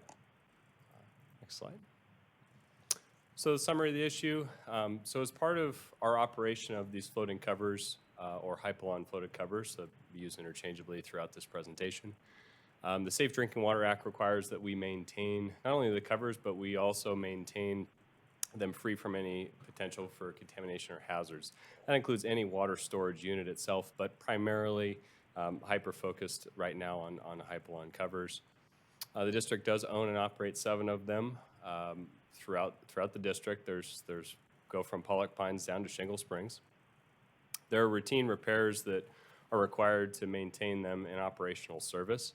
That number of repairs has continued to increase as they have aged. So we're asking the board to approve a contract for 2025 and options to extend for additional single-year periods of 2 years, excuse me, of 4 years. And the current service contract does end at the end of this month. Next slide. So in 1998, the district was issued a compliance order. It was very broad, so we had a lot of open reservoirs at that time that included ones that are now concrete and also steel tanks. And we were directed at that time to abandon the use of floating covers, or uncovered reservoirs, excuse me. So in 2002, additional directive was then issued to abandon all floating covers. And then in 2008, the California Water Works standards were adopted, which included the use of floating covers with very stringent guidelines and operation of those, which we do follow. And so the district ultimately developed through evaluation, what's known as the Floating Cover Reservoir Operations and Maintenance Manual, or we call it the manual, that allows us to operate with the use of the floating covers themselves, and as part of that is repair and maintenance of them going forward. Patrick, Yeah. what did we do between 2002 and 2008? We continue to utilize, well, we were in the process of actually going through and analyzing all of our storage at the district. So one of the main things that occurred in that time period was how much storage do we actually need? So the Bureau of Reclamation originally constructed the majority of our storage units themselves between Reservoir 2, 3, 4, 5, 6, what have you.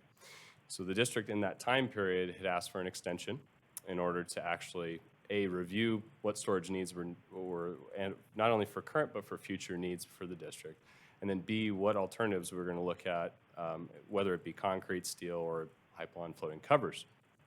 And then in that time period, we were granted basically an extension, and then we hit the ground running in 2003 and started building tanks, which we've kind of gone over. Some of the board has, I should say, but we've, of the welded steel tanks that we have, the vast majority, over 20 of them, were built within about a 3-year period. So recoating them on a 15-year cycle as they're needed to be recoated, it's very challenging. So we really geared up to knock it over, but in that time frame, we were kind of working under an extension, if you will. Thank you. Yep. Next slide.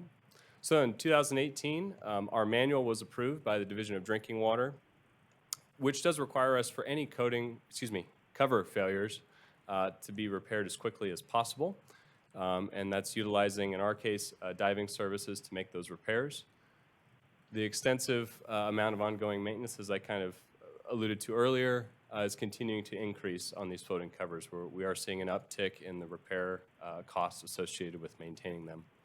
The ultimate goal is to replace with either steel or preferably concrete storage tanks at some point, which will ultimately reduce the long-term costs and minimize the potential for contamination. As you can imagine, these floating covers have aged significantly. It doesn't take much anymore. Sadly, in some cases, pine needles falling through them is causing tears anymore. Next slide. So I'll show a couple of photos just of the current statuses of these floating covers. So a lot of the challenges that we do have with these is, the fact that we have to deal with the rainwater. So these all have rainwater troughs that are on them, and the troughs themselves collect that rainwater to actually submersible pumps that then pump the water off the cover. So those are running, if you can imagine, almost all winter.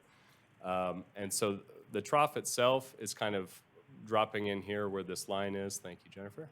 And it's kind of running across. So that water actually collects and then has to be pumped off the cover. And if there's a tear or any sort of issue with that, rainwater has the potential to get into the drinking water system.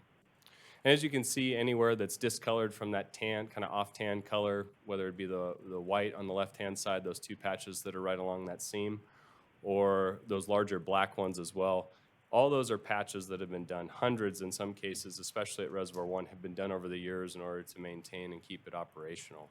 One of the more challenging situations that has been unfortunately occurring more often is that there's been tears along the seams and along the troughs. And that really speaks to the condition of the cover itself. It's literally falling apart, no pun intended, at the seams. But making that repair is very challenging. It's not as simple as it would be as a repair or a tear within the cover itself. You have to join two pieces together, and it makes it very challenging for the divers to actually bring those two pieces together in order to weld that patch back on. So as the wheels turn and these continue to get older, we'll continue to deal with those challenges. Next slide. Pollock Pines Reservoir, just some additional patches here. The real story is on the right-hand side, that photo. Of those wash water troughs, so you actually have weights in those, effectively helping to push that water down to where those pumps are located. That's collecting the rainwater, and as you can see, there's a handful of just smaller spot repairs that have been done over the years. As those spot repairs begin to fail, that will lead to larger ones, and eventually we'll be dealing, as I was just mentioning, with trough repairs, which are very challenging, and especially along those weights as well. Next slide. And then Moose Hall Reservoir. So as part of the cleaning process, we are required to clean these covers twice a year as part of the manual. As part of that process, sometimes the cover does rip from the contractor being on site to actually clean those. So on the left-hand side, it's showing a rip that did occur at Moose Hall Reservoir that had to be repaired that day. But you can kind of see in the middle photo where that chamfer is, where it's actually joining to the end. You can see all those patches, I don't know, every 3 to 5 feet that are offset all the way down there, just showing how it's tearing away from the actual, the concrete structure that's underneath where it's tied to. And then on the right-hand side, that's another wash water trough, rainwater trough that's bringing water down to be able to be pumped out. And you can just see kind of in the middle of the screen, little heart, yep, just a patch that's very indicative of the current condition of a lot of the floating covers. Next slide. So we bid this repair work publicly on November 1st. We had an optional bid walk on the 13th of November, and we had a bid opening on the 21st, and we did receive one responsive bid. Aquatech, who's our existing contractor who's doing this work, was the only bid that we did receive. And we bid it for 200 hours for a non-emergency repair and then 200 hours for emergency repairs, which is effectively after hours, for a total bid price of $172,000. This did include a modest increase from our current contract with them of about 7%. This was anticipated considering that labor costs and repair materials are still going up. In 2024, we did not have any, to date, did not have any after-hours emergency repairs, but considering the circumstances under which the services would be rendered, we feel that this price is fair for the district. Board option is option 1, to approve a contract to Aquatech company in the not-to-exceed amount of $172,000 for the maintenance and repair of Hypalon covered reservoirs for a period of 1 year, and authorize the general manager to extend the contract for up to 4 additional 1-year periods, subject to the annual contract amount increasing by no more than 5% annually in each of the 2 years, in each of the years 2 through 5. And staff recommends option 1. Move 1. Thank you. I'll second that. Thank you. Director Day, any other board comments? Any public comment? If members of the public would like to address the board on action item number 14, please refer to the detailed instructions in today's agenda. President Dwyer, it does not appear there are any members of the public wishing to speak on action item 14. Option 1, moved by Director Penn and seconded by Director Day. I believe we're ready for the vote. Okay, please vote. Divisions 1, 2, 3, 4, and 5, voting aye. Motion carries unanimously.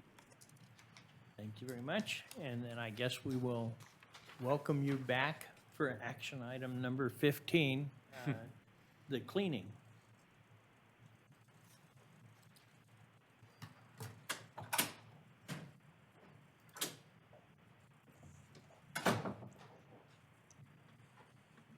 Good morning, Patrick Wilson, Drinking Water Manager. Here today. Back by popular demand. By demand.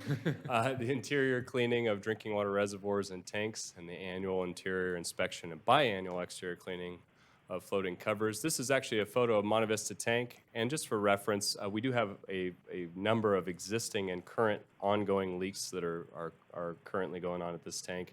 But just for reference, I just wanted to make note of all the patches that have been done, especially on that lower stave. We've kind of gotten, pun intended, I guess, to the point where it's in need of replacement. And so, this particular tank and location that it's at, it's very beneficial for the community of Salmon Falls to have this tank. It was an inherited tank when the district took over the Salmon Falls Water Company years ago, but in the 90s was repurposed as part of that upgrade. So anyhow, next slide, please. So the summary of the issue, as I just previously mentioned in the last presentation, but in short, as part of the Safe Drinking Water Act, we're required to protect and maintain the system. That also includes making sure that it's free from contaminations or hazards. The district does own and operate 37 water storage facilities, and we're asking for the board to approve a contract for 2025 and the option to extend for 4 additional single-year periods as well. And again, the current contract ends at the end of this year. So as part of the owning and operating of these storage tanks and facilities, we are required to clean concrete and steel storage tanks every 5 years, and inspection is performed while the tank is in service. Additionally, floating covered facilities have exterior cleaning every 6 months, so twice a year. This is primarily due to the debris buildup on the covers, and I have some photos to kind of show that a little bit later. An increased risk of cross-contamination from any sort of leaks or repairs. And then the age of the covers is complicating the cleaning process, i.e. causing leaks or tears in the cover to occur. And we also have the floating cover annual interior inspection as well. That is also part of the manual that was approved by the Division of Drinking Water. Next slide. So how does this process work? So I'll kind of step you through it, and I have a short video just to kind of show you what they see underwater. But, you know, in preparing to dive, so this is Aquatech. They're putting on their wetsuit and their weights. They're actually disinfecting, they're pre-disinfecting on site there, and then they're going to disinfect again when they get in the water. Next slide. So for floating covers, obviously you have to walk across the floating cover itself, and then on the right, they were sprayed off before, but they'll spray off again when they're actually entering the water system itself.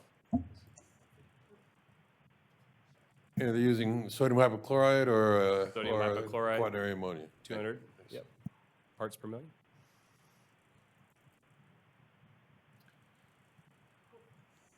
It's all good.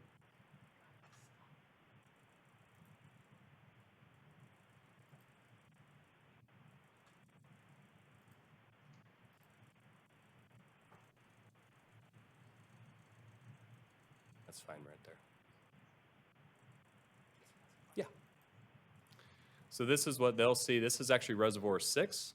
So it's the inlet that you just saw flash across the screen, and then as he's panning to the right, the outlet's actually back in the distance there in the dark. So as you can see, the sediment is kind of, as it gets closer to the outlet of the tank, it's actually settling more. And so one of the challenges that we have by using these diving services is actually to not cause any sort of turbidity events within the tank. So the work that they're doing is performed at a very efficient pace that they can do while the tank is in service, but they're also minimizing disruption by causing any sort of debris to kind of aerate it, or not aerate, excuse me, to actually end up in turbulence within that water itself to end up in the effluent. So we're actually pulling turbidity samples before and after this work is completed as part of our Division of Drinking Water requirements. But you can kind of see just the amount. These are the smaller particles themselves that have settled out in this storage tank. And you can see the way that they're vacuuming it up, just similar to what you would assume at home. But one of the bigger differences is that once he gets down in a moment, is the larger debris that's kind of intermixed in there as well. A lot of that is actually, in this particular case, is Reservoir 6 roof, the larger chunks that you'll see there. And that's settling out, obviously, to the bottom. But you can kind of see where it's, as he gets in a little bit closer, where it's kind of concentrated around. But yeah, those larger chunks are actually the roof itself. Kind of like rust. Rust, yep. Don't have to put that chemical in there, iron. Right. And then you can kind of see as he pans up to the roof itself. And then, you know, the larger debris itself will actually not be able to be vacuumed out. So what we'll do is we'll float in bags into the reservoir itself, and they'll actually by hand pick up the larger debris and they'll put it into bags. It's a very time-consuming, labor-intensive portion of the process itself. However, you know, it's required to minimize any turbidity within the cleaning process itself.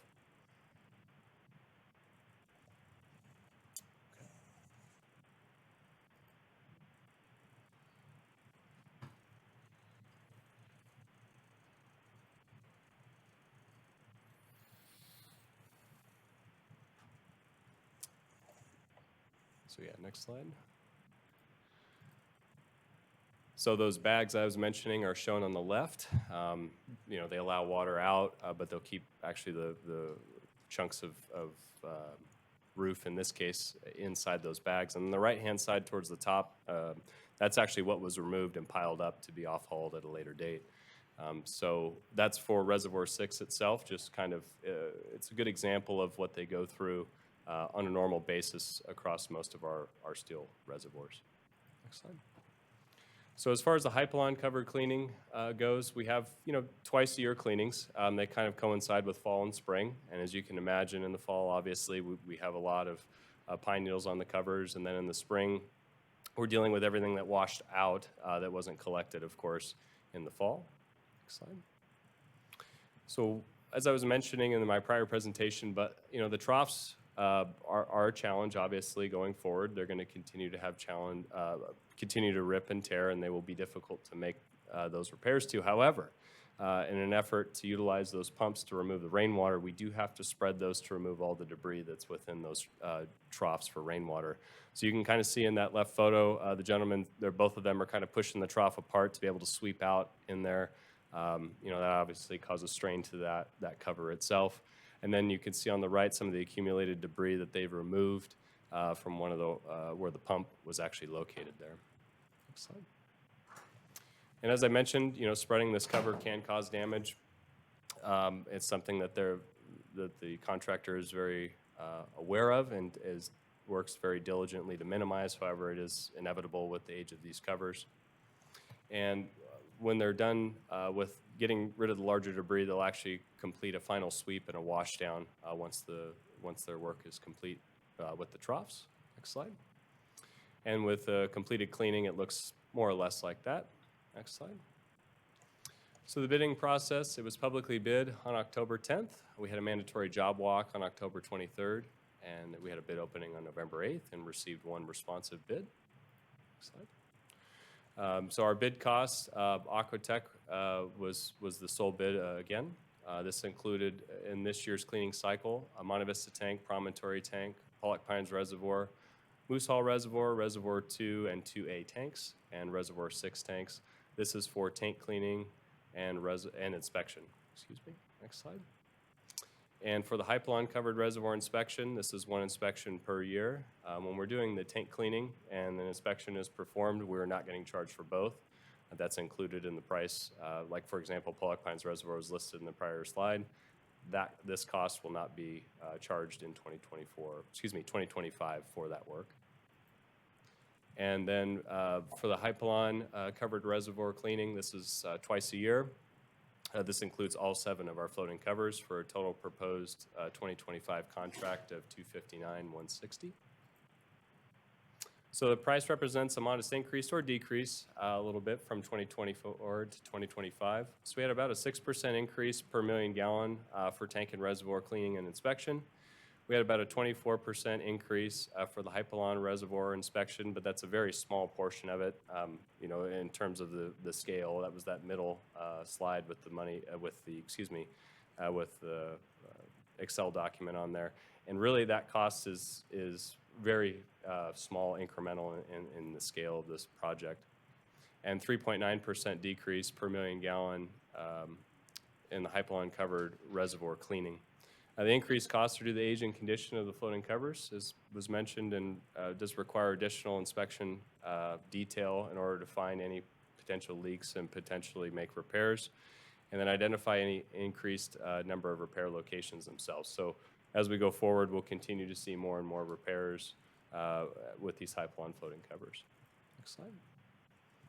So board option is option 1, approve a contract to Aquatech Company in the not to exceed amount of $259,160 for interior cleaning of drinking water reservoirs and tanks, annual interior inspections, and biannual exterior cleaning of floating covers for a period of 1 year.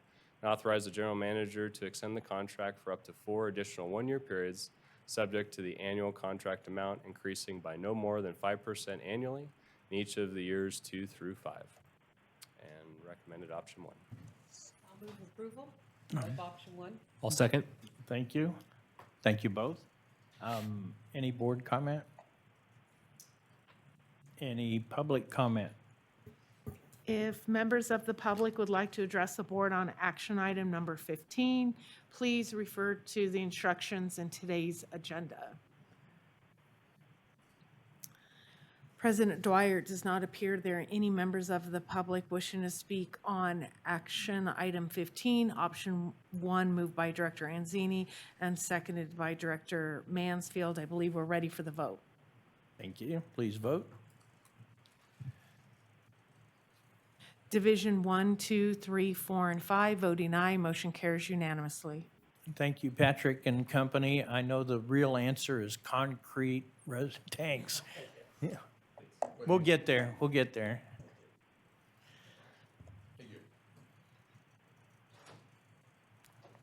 Okay, action item 16.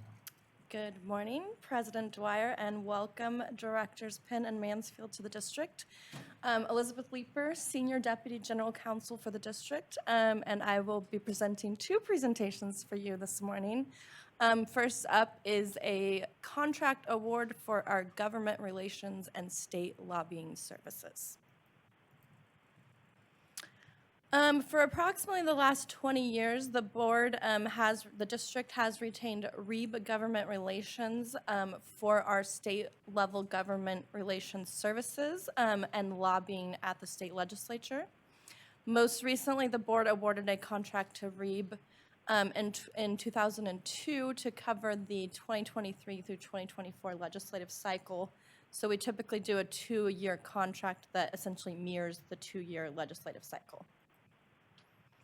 For the summary of issue, that existing contract will expire at the end of this calendar year. We conducted a competitive request for proposals, seeking proposals for these services moving forward. After consideration of the proposals received, we are recommending that the board continue to retain REIB as the district's contract lobbyist. Just a bit of history here. In 2005, the board made a policy decision to take a more proactive approach in the legislative activities, particularly hiring our own lobbyists to be at the front lines of lawmaking. So at that time, staff hired essentially 3 advocates on a trial basis, and as a result of that, they selected REIB to serve as our advocate. We did previously issue a request for proposals to make sure we were continuing to get the best services at the best value. So that was most recently done in 2019. At that time, we only received 1 proposal from REIB, and so the contract was awarded to REIB, and in the subsequent legislative cycles, the contract has been awarded to REIB as well. It's incumbent upon us to make sure that we are receiving the highest quality of services at the best value for the district, and so we thought it would be beneficial to engage in another competitive recruitment process.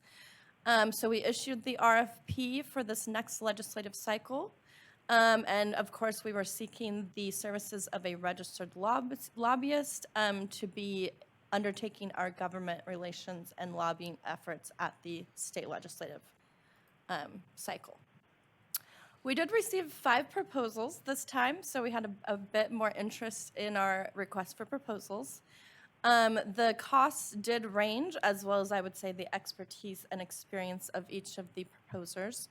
And I will go into a bit more detail, but as a preview, we did rank as the top 2 those that did happen to correspond to the highest costs, which was California Advocates and REIB Government Relations, and I will go into more detail about that evaluation process.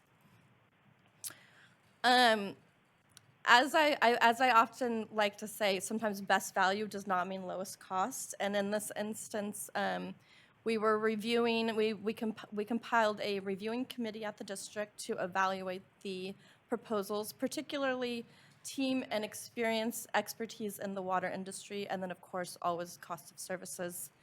In particular, California Advocates and REIB really demonstrated that they have the most extensive knowledge and experience with water particularly. They each represent numerous water districts and water agencies currently, and they laid out a very clear strategic approach for representing the district. I will say it was competitive in the evaluation. Ultimately, what it came down to is REIB clearly has 20 years of experience with the district, a lot of institutional knowledge, and has demonstrated very zealous advocacy for the district previously. They did have a slightly lower cost proposal than California Advocates, and so ultimately, the committee determined that REEB represented the best value for the district. There were lower cost proposals, but those really didn't demonstrate the same level of expertise and experience in the water industry that we thought was critical to success. And so REEB is proposing a slight increase in his existing rates. So the existing rate is $9,500 per month. The proposed increase is to $10,000 per month. So that's the equivalent of $120,000 per year, or in this instance, since it is a 2-year contract, the total contract price would be $240,000. I will note Mr. Reeb would have liked to join us today and be available for questions and comments from the board. Unfortunately, he did have a scheduling conflict, but he would have loved to have been here. So for your board options, option 1, award a contract to Reeb Government Relations LLC in the not to exceed amount of $240,000 for government relations and state lobbying professional services for the period from January 1, 2025 to December 31st, 2026. And we are recommending option 1. Okay. I'll entertain a motion. I'll move 1. Thank you. In a second. I'll second it with a request for staff. I was hoping that Bob might be here, but I've talked about it. I know Pat has been working on it. The idea that EID should have a permanent seat on the water agency. And I know that would take some legislative action. So I would like to have that be put at the top of his agenda to start greasing the wheels and start looking into that. And I know it might take some time, but I'd like that to be something we request and follow up with him on. Thank you very much. Director Anzini? Okay. A couple things that concern me. One is, he's not here, and this has happened before, and it was approved 4 years ago that he didn't show up. The other question the concerns I have, we did this in May several times, but now we're doing it at the end of the year. Was there a reason why we extended opening the bid open? Shouldn't have been opened earlier? In terms of the timeline for the RFP, Yes. I noticed you had 4 weeks the RFP was open. that's consistent with past practice, so I'm not, I'd have to look back in terms of if that varies from the past RFP, but typically what our objective was to receive the proposals with sufficient time to award a new contract before the next legislative cycle. Okay, and so the other question I have is, what is the, to me, the cost is expensive for, I believe, we haven't received enough on the investment. There hasn't been a pointed out venture here of what we've received. Now, Aqua has a lot of lobbying going on, but so does Mountain County Water, has now a legislative person, and actually, he delivered a really good synopsis at that luncheon. But we have people who are coming in that are, there's a different frame that's happening when it comes to water. And my concerns are we not allowing ourselves to try something different? And of course, this is a higher bid. I would rather see a much lower bid. But to make sure that, one, I do believe we identified the sitting on the board for as a legislative issue, and it hasn't been addressed. That was 4 years ago, and I think it came up with REEB before. I may be wrong. The other issue was that the summaries that we get, I haven't received we were supposed to get them quarterly. And I think if I remember rightly, I've only received 3 this year. So, my concerns are it's a higher bid. My concerns are we need to make sure we get our bang for our buck. And the other one is to perhaps look at other avenues, other options of newer ideas. because this is a whole different legislation. It's there. There's a 50% turnover of new faces in there, and there's going to be more. So the concerns regarding water is going to be a new renewal. I mean, you're seeing it here at our board, that there is a whole new group of people that are showing up, and perhaps we can get something that would be more proactive. And that's just my concerns. Thank you. Director Day? Yeah, no, Director Dwyer, I share some of your concerns. I've had those concerns over the years on it. It's a lot of money to pay for a periodic report about what the legislature is doing, that we have other sources that we could get that information from. But that's one of the reasons I brought up, I think we have a very specific task that, and I think Bob would be very familiar with the history of it.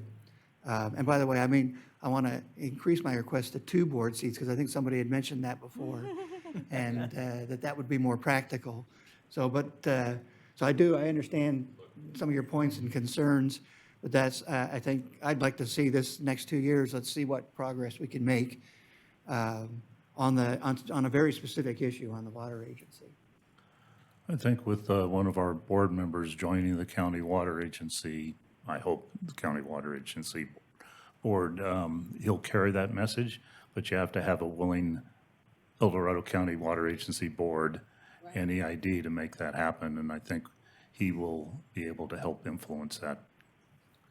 Yeah, and I'm sorry. Yeah, okay. Who is on the review committee? The review committee was comprised of myself, General Counsel Polson, the General Manager Abercrombie, as well as our Human Resources Director, Jose Perez, because he's often very active in responding to proposed legislation and giving us feedback. So that was his reward for being responsive, was he got to be part of the review committee. I noticed that in the board packet, that there were a number of positions that the district took that were HR related. So my next question is, who determines whether we oppose or support? Is that staff or is that the board? Excellent question. So all of the positions for the district come to the board for your consideration at the beginning of the legislative cycle. So that's a board decision. And then what has in the past or the expectations in the future of board engagement in legislative activities? You know, do we go down and testify? Are we, work in the halls? What has been and what's the expectations? In terms of individual board members, there certainly could be an opportunity if we wanted to arrange meetings with individual legislators. I believe in the past we've also arranged tours of facilities to get them to have more familiarity with the district and our issues. So I would say the level of engagement is whatever you would like in terms of being actively involved with that. Thank you. I think for my comment, I think REAB organization has done a good job of representing the district interest, which sometimes conflict with the positions from the water agency and other bodies. So I think he's been successful in deflecting some attacks on our superior water rights. So I am in favor of retaining REAB for the future, near future. Okay. Any other board comments? How about any public comment? If members of the public would like to address the board on action item number 16, please refer to the instructions in the agenda. President Dwyer, it does not appear there are any members of the public wishing to speak on action item number 16. Option 1, moved by Director Mansfield and seconded by Director Day. I believe we're ready for the vote. Please vote. Division 1, 2, and 1, 2, 3, and 5 voting aye. Division 4 voting no. Motion carries. Thank you. Okay, on to, I guess you're still on now. Yes, I continue to be Elizabeth Leeper, Senior Deputy General Counsel for the district. And the good news is this is the last action item of the day. So here for your consideration, I will be discussing the funding request for our additional point of diversion for our water right permit 2112. Most relevant to today's board action, there have been several prior board actions. Today, we're particularly focused on the contract with AECOM for the development of the Environmental Impact Report, otherwise known as an EIR, to satisfy the California Environmental Quality Act, otherwise known as CEQA. So as you can see from these prior board actions, there have been a couple of prior change orders. In this instance, we're seeking a funding request for additional CIP funding, but that it will ultimately support a change order with AECOM to continue development of the EIR. The district is pursuing what is known as a change petition to an existing water right permit. We're seeking to add an additional point of diversion as well as an additional place of storage to that existing water right. To pursue a water right project such as this, you have to analyze a voluminous amount of modeling data, and then ultimately that data feeds into the development of the environmental impact report. The scope and resources necessary to complete that environmental report are greater than we originally anticipated, and so I am asking for additional funding to support those ongoing environmental services. In addition, just based on our experience with the iterative process of developing a draft document and providing feedback and then revisions to that document, we are also asking for additional funding for outside legal services for some of our expert attorneys, as well as capitalized labor to support our staff time. And I'll use that opportunity. While I'm giving the presentation today, I have the pleasure of a co-project manager on this project, Brian Deason, Environmental Resources Supervisor. So with our powers combined, we are pursuing this project. So a brief overview of what we'll be discussing today. I will provide a project overview just as a reminder, as well as an introduction for some of our new board members. I will tell you what we've been up to in terms of the hydrologic and temperature modeling, as well as the environmental review, and then, of course, the funding request. So not to have favorites, but I will say this is probably my favorite district water right. It allows for consumptive diversion of up to 17,000 acre-feet per year. It's a very dynamic water right. It allows direct diversion, which is essentially real-time diversions to meet real-time demands, as well as diversion to storage, and then that water and storage can be released to match when demands occur later in the year. Importantly, currently, the existing point of diversion for consumptive use is limited to Folsom Reservoir. That's not ideal for our service area. It's at the edge of our service area, and it's effectively at the bottom of our service area in terms of elevation.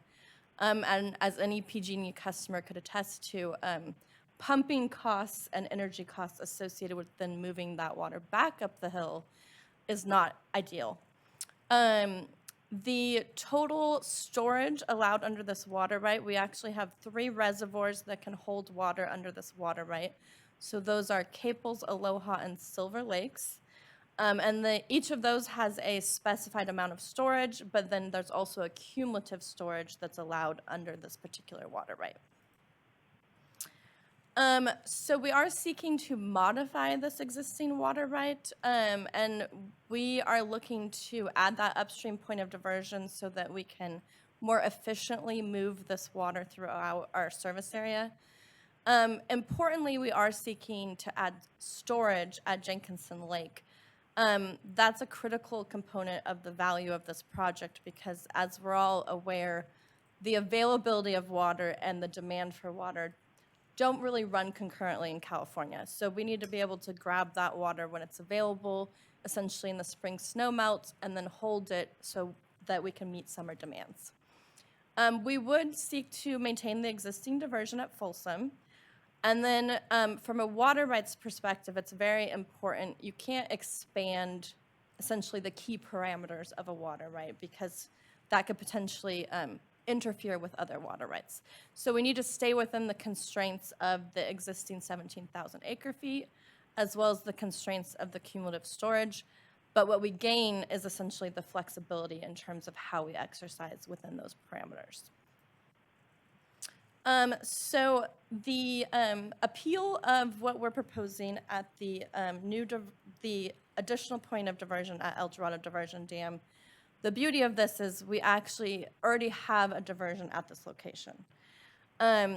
We exercise other water rights that have other parameters about how they can be exercised, but we would be able to essentially utilize the existing diversion, the existing infrastructure, and really what we're seeking to do, I like to think of this as we have an existing straw that is drawing from the stream. Currently, that straw is largely diverting non-consumptive hydropower water. That hydropower water runs through our power plant and then returns to the stream and is available to downstream water users.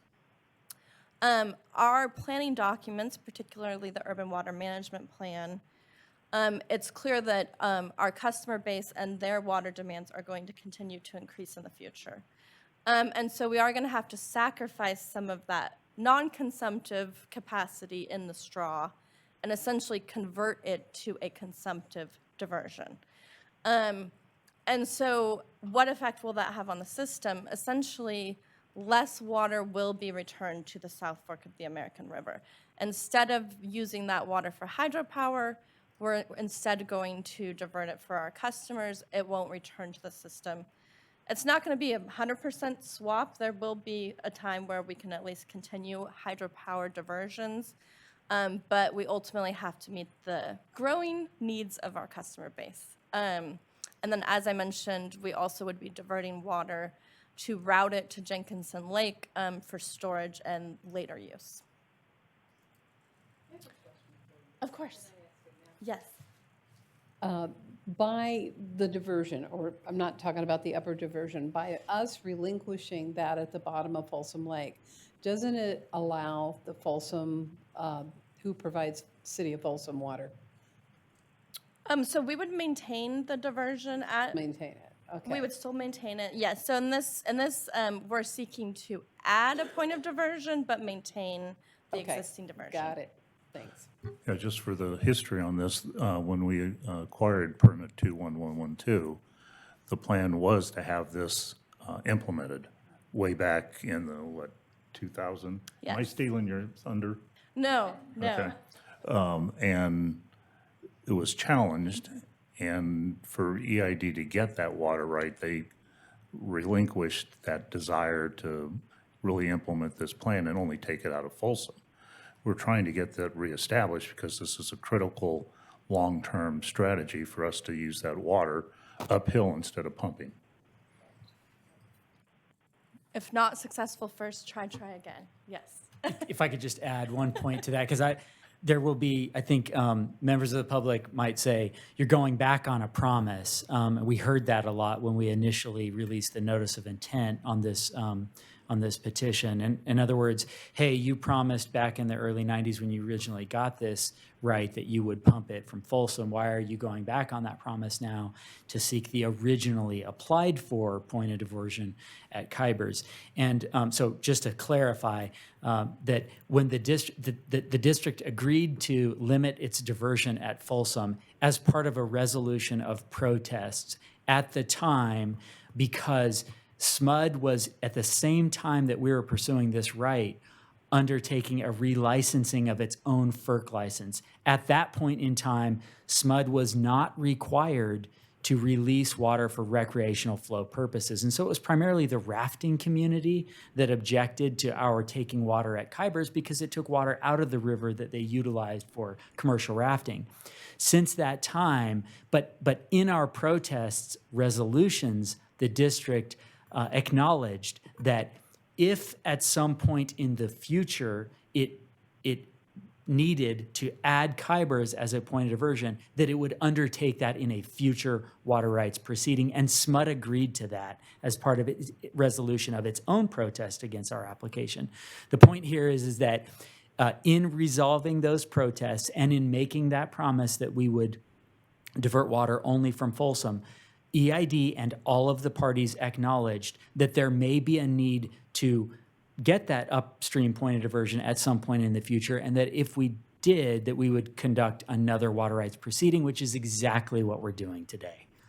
Which is why we're going to be successful. And just one side note, correct me if I'm wrong, Bob Reeve was at the Water Agency when he began this process to acquire permit 2112. So he's been advocate for El Dorado County for many, many, many years. So this is just a bit of a follow the water graphic. And so I'll start you on the right-hand side, which also is the upstream side. So you'll see the Kybers, otherwise known as the El Dorado Diversion Dam. Uh-oh. See if I can, now you're, okay.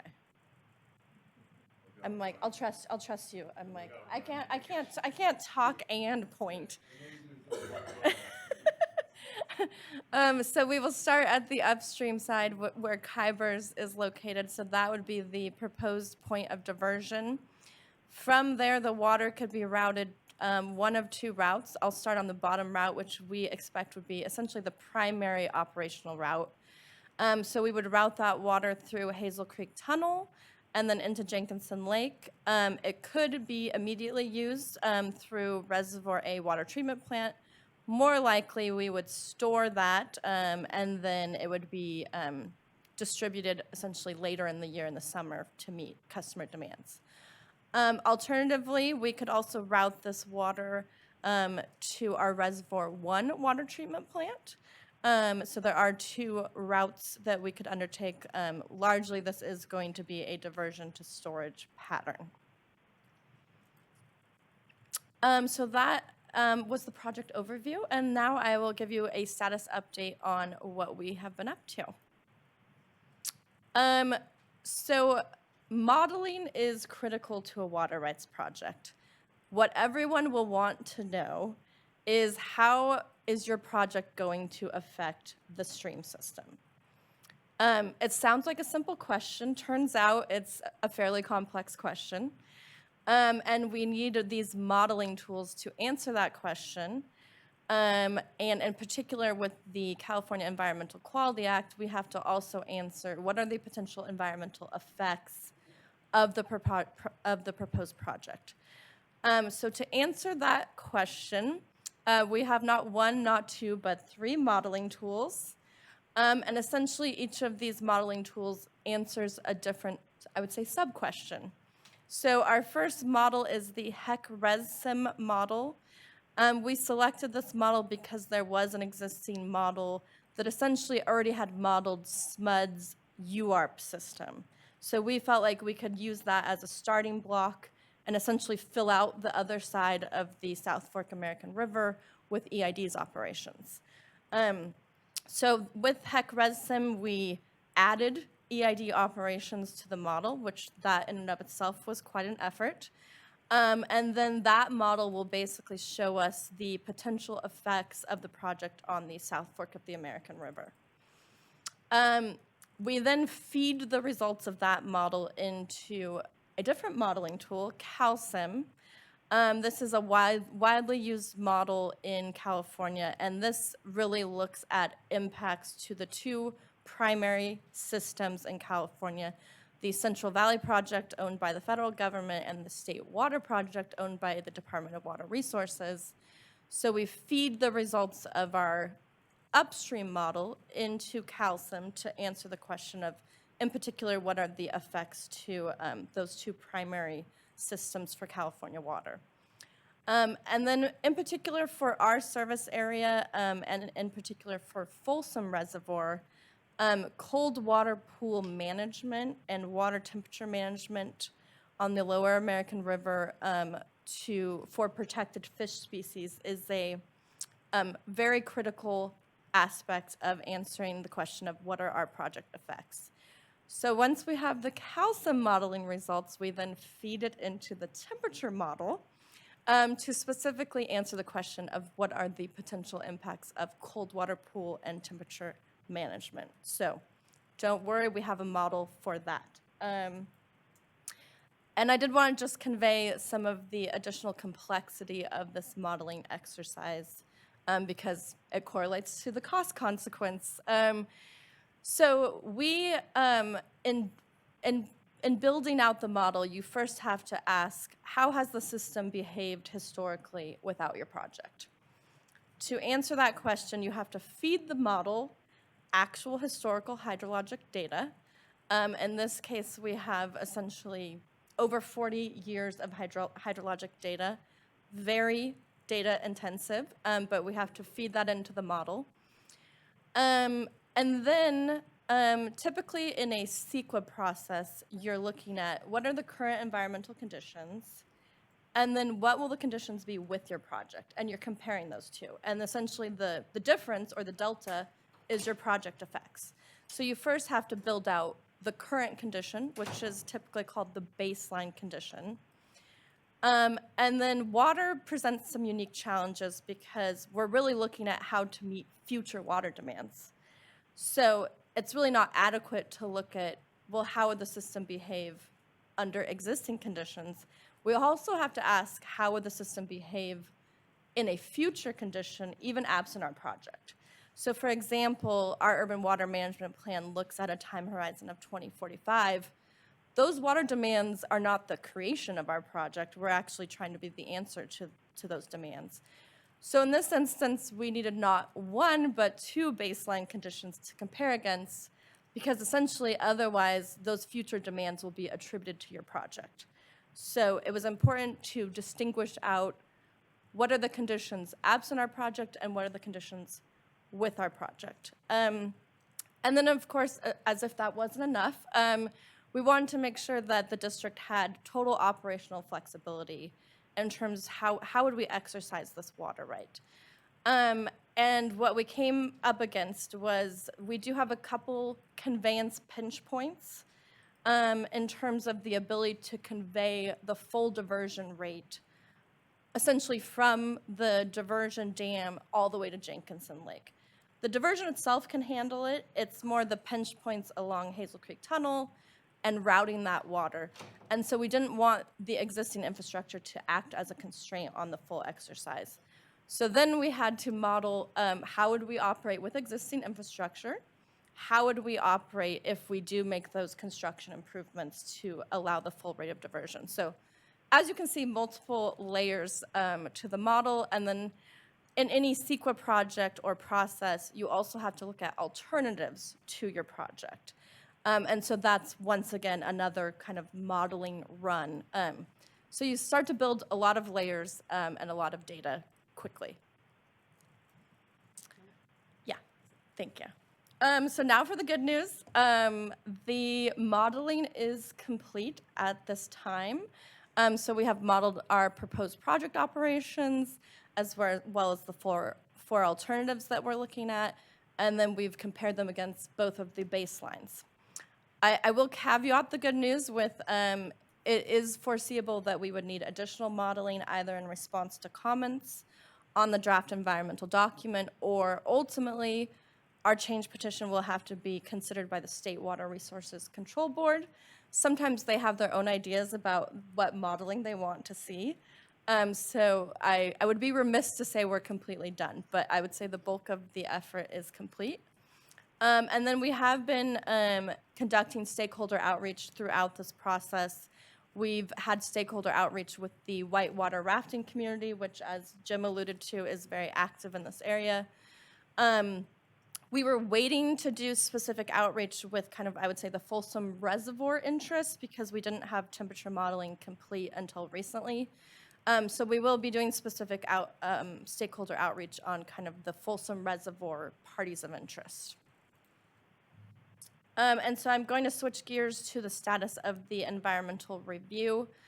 So essentially how this project is going is you first have to do the modeling, and then the modeling feeds into the environmental analysis. We have been trying to advance the environmental document in conjunction with that modeling, so not all of the resource areas are essentially water dependent. So we've been trying to advance that analysis and then also concurrently with the modeling. What's become apparent now that we're kind of switching from modeling to the development of the environmental document is the team that's preparing the environmental document has to essentially absorb all of that data. They have to do, quality control. Do they understand the data? Is the data packaged in a way that's understandable for the reader? And so essentially the complexity of the modeling is mirrored in the environmental process. And that's been how we got to some of the change orders, is it's simply more complex than originally anticipated. We are shooting for a release of the draft EIR in February of 2025. And we'll give it a good college effort on that one. So I will now move to the specific funding requests for your consideration today. As I previewed, the EIR is very data dependent. It requires very time-intensive review and integration of that modeling output. And ultimately, just simply the volume of data that has to be absorbed and processed has created a need for additional funding. I will say also there's some very technical chapters in the EIR. In particular, we have to look at the effect of special status species, particularly fish. CEQA doesn't give you kind of here's a template for how you should analyze impacts to special status species. So our team of experts has had to spend, frankly, a lot of time and effort thinking about the best way to analyze and present that particular chapter on biological resources. And so as a result, we are requesting additional funding of $67,395, essentially to get us to a draft EIR. I will say we will likely need additional funding to get to a final EIR. So typically, you release your draft EIR, you get, I would say in this instance, probably a lot of public comments. And then your final EIR is any additional information that you want to clarify, but more substantively, all the responses to comments. It's very hard to scope out a final EIR until you have the comments. So I do anticipate you'll get to see me again once we know the scope and level of effort for the final EIR. And then we are seeking funding for some outside legal services. These are existing contracts.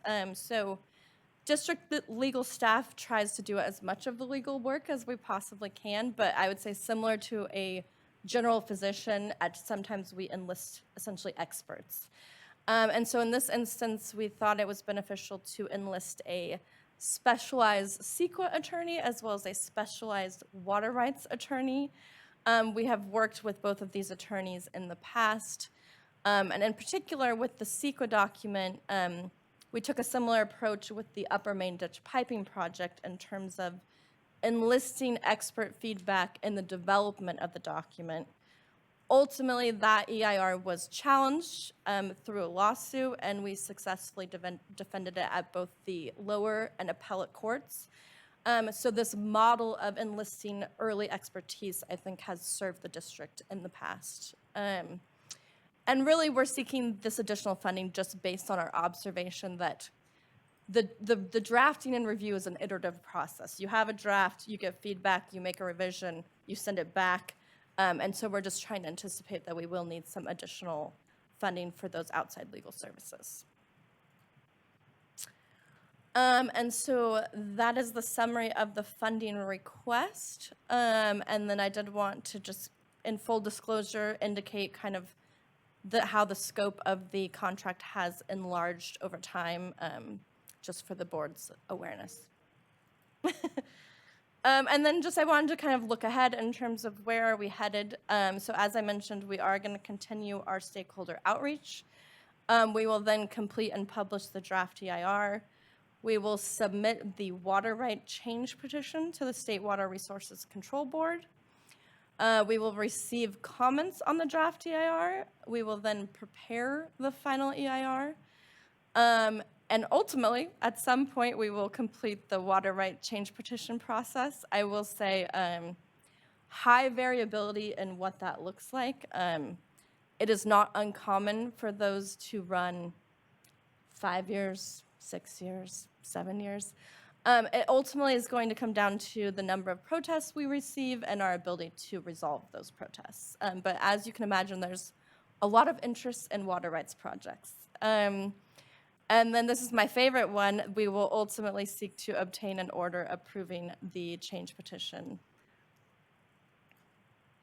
And so in summary, the option 1 is authorize additional funding of $67,395 for environmental services, $50,000 for outside legal services, and $25,000 for capitalized labor for a total funding request of $142,395 for the permit 2112 change of point of diversion, project number 16003. I'll move option 1 with a comment that this is an interesting exercise. I know it's consuming a lot of energy and time for you guys, but, and I think it's beneficial for the district to pursue this because it will give us greater flexibility with the changing water picture over the coming decades. That being said, and I think it's interesting how we're identifying bottlenecks and pinch points, as you say. I mean, even early on, building the facilities, we were looking at hundreds of millions of dollars, and if we have to do something to the tunnel and all these different things, I mean, that's for a future board to decide, but whether it's cost beneficial to pursue that. But I agree we need to now pursue this is to give us greater flexibility in the future if we can get it. Thank you, Alan. No, thank you very much. Any other board comments? Mic on? Yeah, I would just like to kind of second some of the comments from Director Day that I think it's important that we're always vigilant for opportunities to invest in efficiencies that get us away from these pumping costs. That's really going to be one of the key ways we protect ratepayers moving to the future.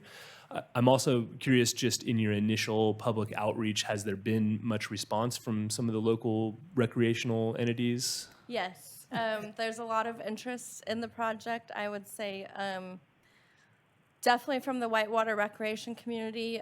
We've also been in close conversations with SMUD in terms of, they'll certainly be interested in how this could affect their operations. Effectively, right now, some of our return flow from the hydropower plant indirectly allows them to satisfy some of their in-stream obligations. So it is likely that they would have to make additional releases from their storage to essentially stopgap some of that. But we're certainly in ongoing communications with them. And then I think a lot of interest in the effects at Folsom Reservoir and temperature management. So there's going to be a lot of interest in the project. I will say we recently worked with a similar stakeholder group on a time extension for the same water right to extend essentially the perfection of that water right. You're usually allotted a time period to get to your full beneficial use. And if you don't think you're on track for that, you have to seek a time extension. We did have some protests on that time extension from the environmental community, and ultimately we were able to work with them and resolve that. This is a different creature, but I think it demonstrates that if you're trying to be reasonable and have open lines of communication, that there may be a path forward that's acceptable to everyone. Thank you. Director Penn, did you have a comment? So when we go to get a petition change for our water rights, does that open the entire water right? I know like an OSHA standard, if you open up an OSHA standard to hit a little spot, you open up the entire standard, it could take years to close it. Are we vulnerable in that light? I'd say that's good risk identification. You're not exposing the basic parameters of your water right. You are creating an opportunity for a fresh look at conditions that should be placed upon your water right. But there's not a risk of, well, actually, we want to take something back from you. But there could be some consideration of, there could be reconsideration of, in-stream obligations. Do they want to specify a different in-stream obligation downstream of Kybers? But you're not risking the basic parameters of this water right. Otherwise, I would say do not proceed. But you are, it's a fresh look at what conditions should be placed on the exercise of this water right. And is there an expectation that those other conditions will arise in this discussion? Yes, and we could say no. We can always say no to the conditions.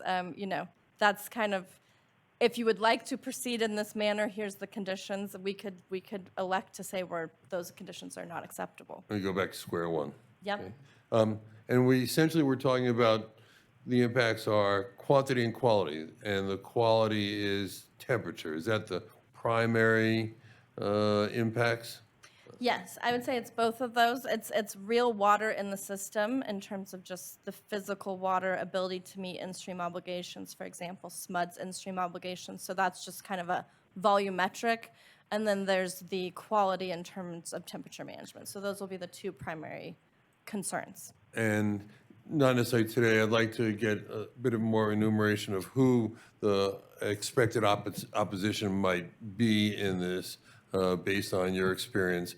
And, my feeling is always, if you're aggressive in working with those potential opposition, your long-term opposition is less. And then I realize that the regional board and the state board do not necessarily look at other things such as energy costs, but reduce energy costs because we're moving more to gravity feed. Is that a compelling argument that will work into the discussion, or is that excluded from the discussion itself? It's not one of the subjects of consideration when they are looking at a change petition. So they have their own statutory list of, these are the things we shall be considering.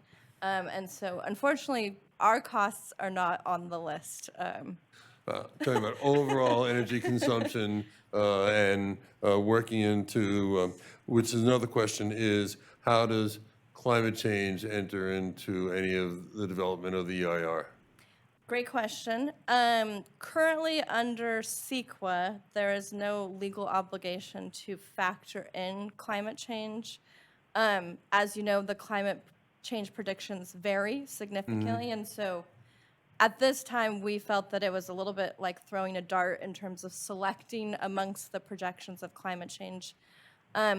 There have been indications that the State Water Board may want to specifically look at a climate change analysis, and that would require more modeling. So at this time, we didn't think it was necessary or informative to do a climate change analysis. I do think the State Water Board may have a differing view. Right, I saw, climate change cited in the California Water Plan a number of times, so I was just curious on that.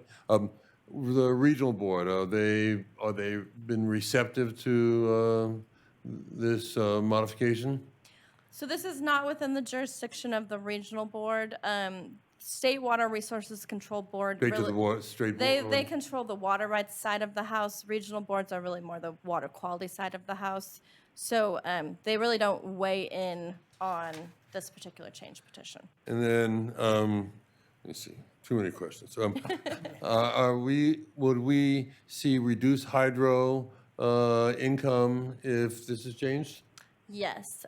So in my kind of straw analogy, don't quote me on the percentages, but say right now it's kind of a 70-30 mix with hydro being the predominant diversion. You would be converting some of that allotment to a consumptive demand. So there would be some sacrifice of hydropower essentially to meet our customers' demands. And those modeling tools, do we own those modeling tools, or is ICOM, or who do we lease it? What's the story? So all of those, the basic modeling tools are all publicly available. What we've created is the work product that is owned by the district. And we will be looking for opportunities, in particular with the HEC ResSim model that has all of our detailed operations.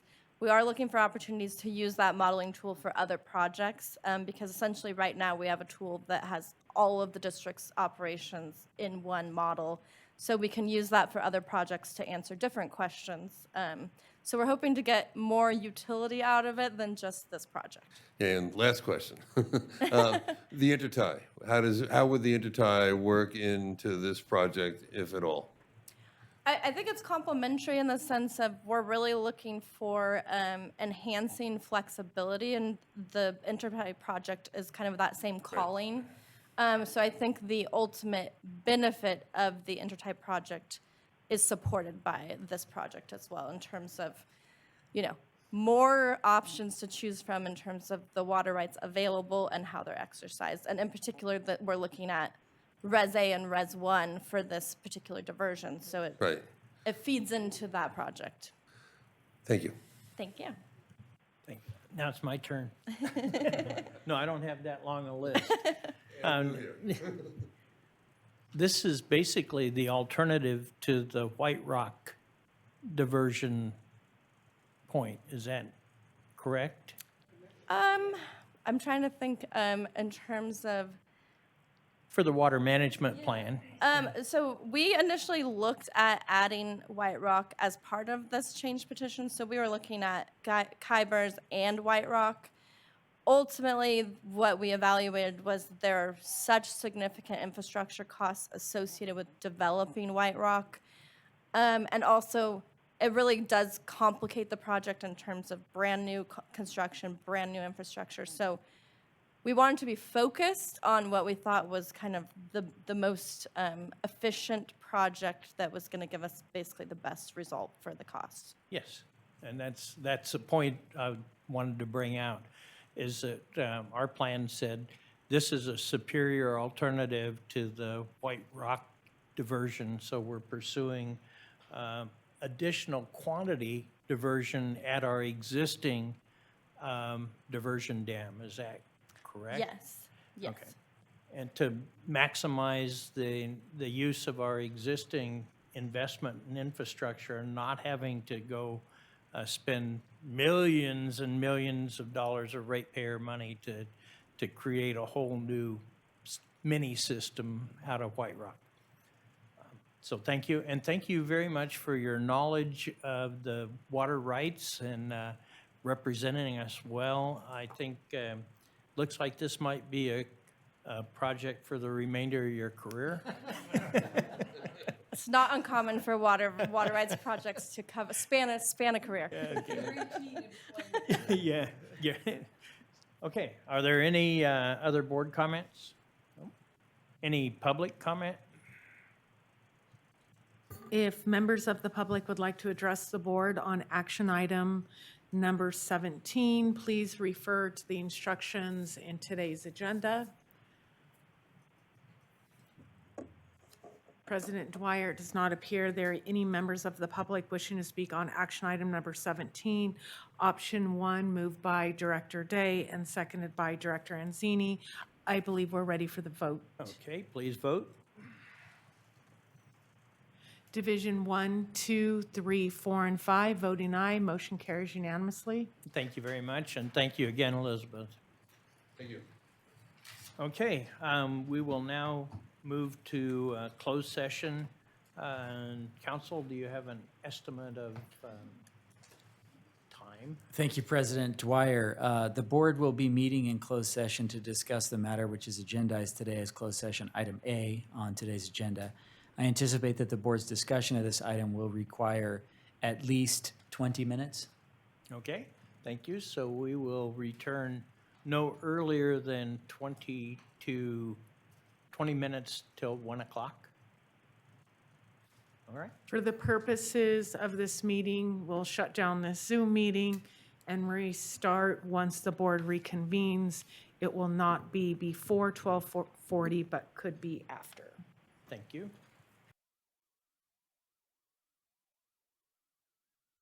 $1 o'clock.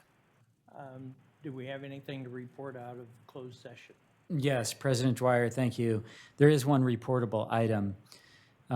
After deliberating on closed session item A, the board on a motion by Director Anzini, seconded by Director Penn, voted unanimously to authorize the district to hire the law firm Colantuno, Highsmith, and Watley to represent the district, at a not to exceed amount of $150,000 to represent the district in the case North State Building Industry Association, Inc. versus all persons interested.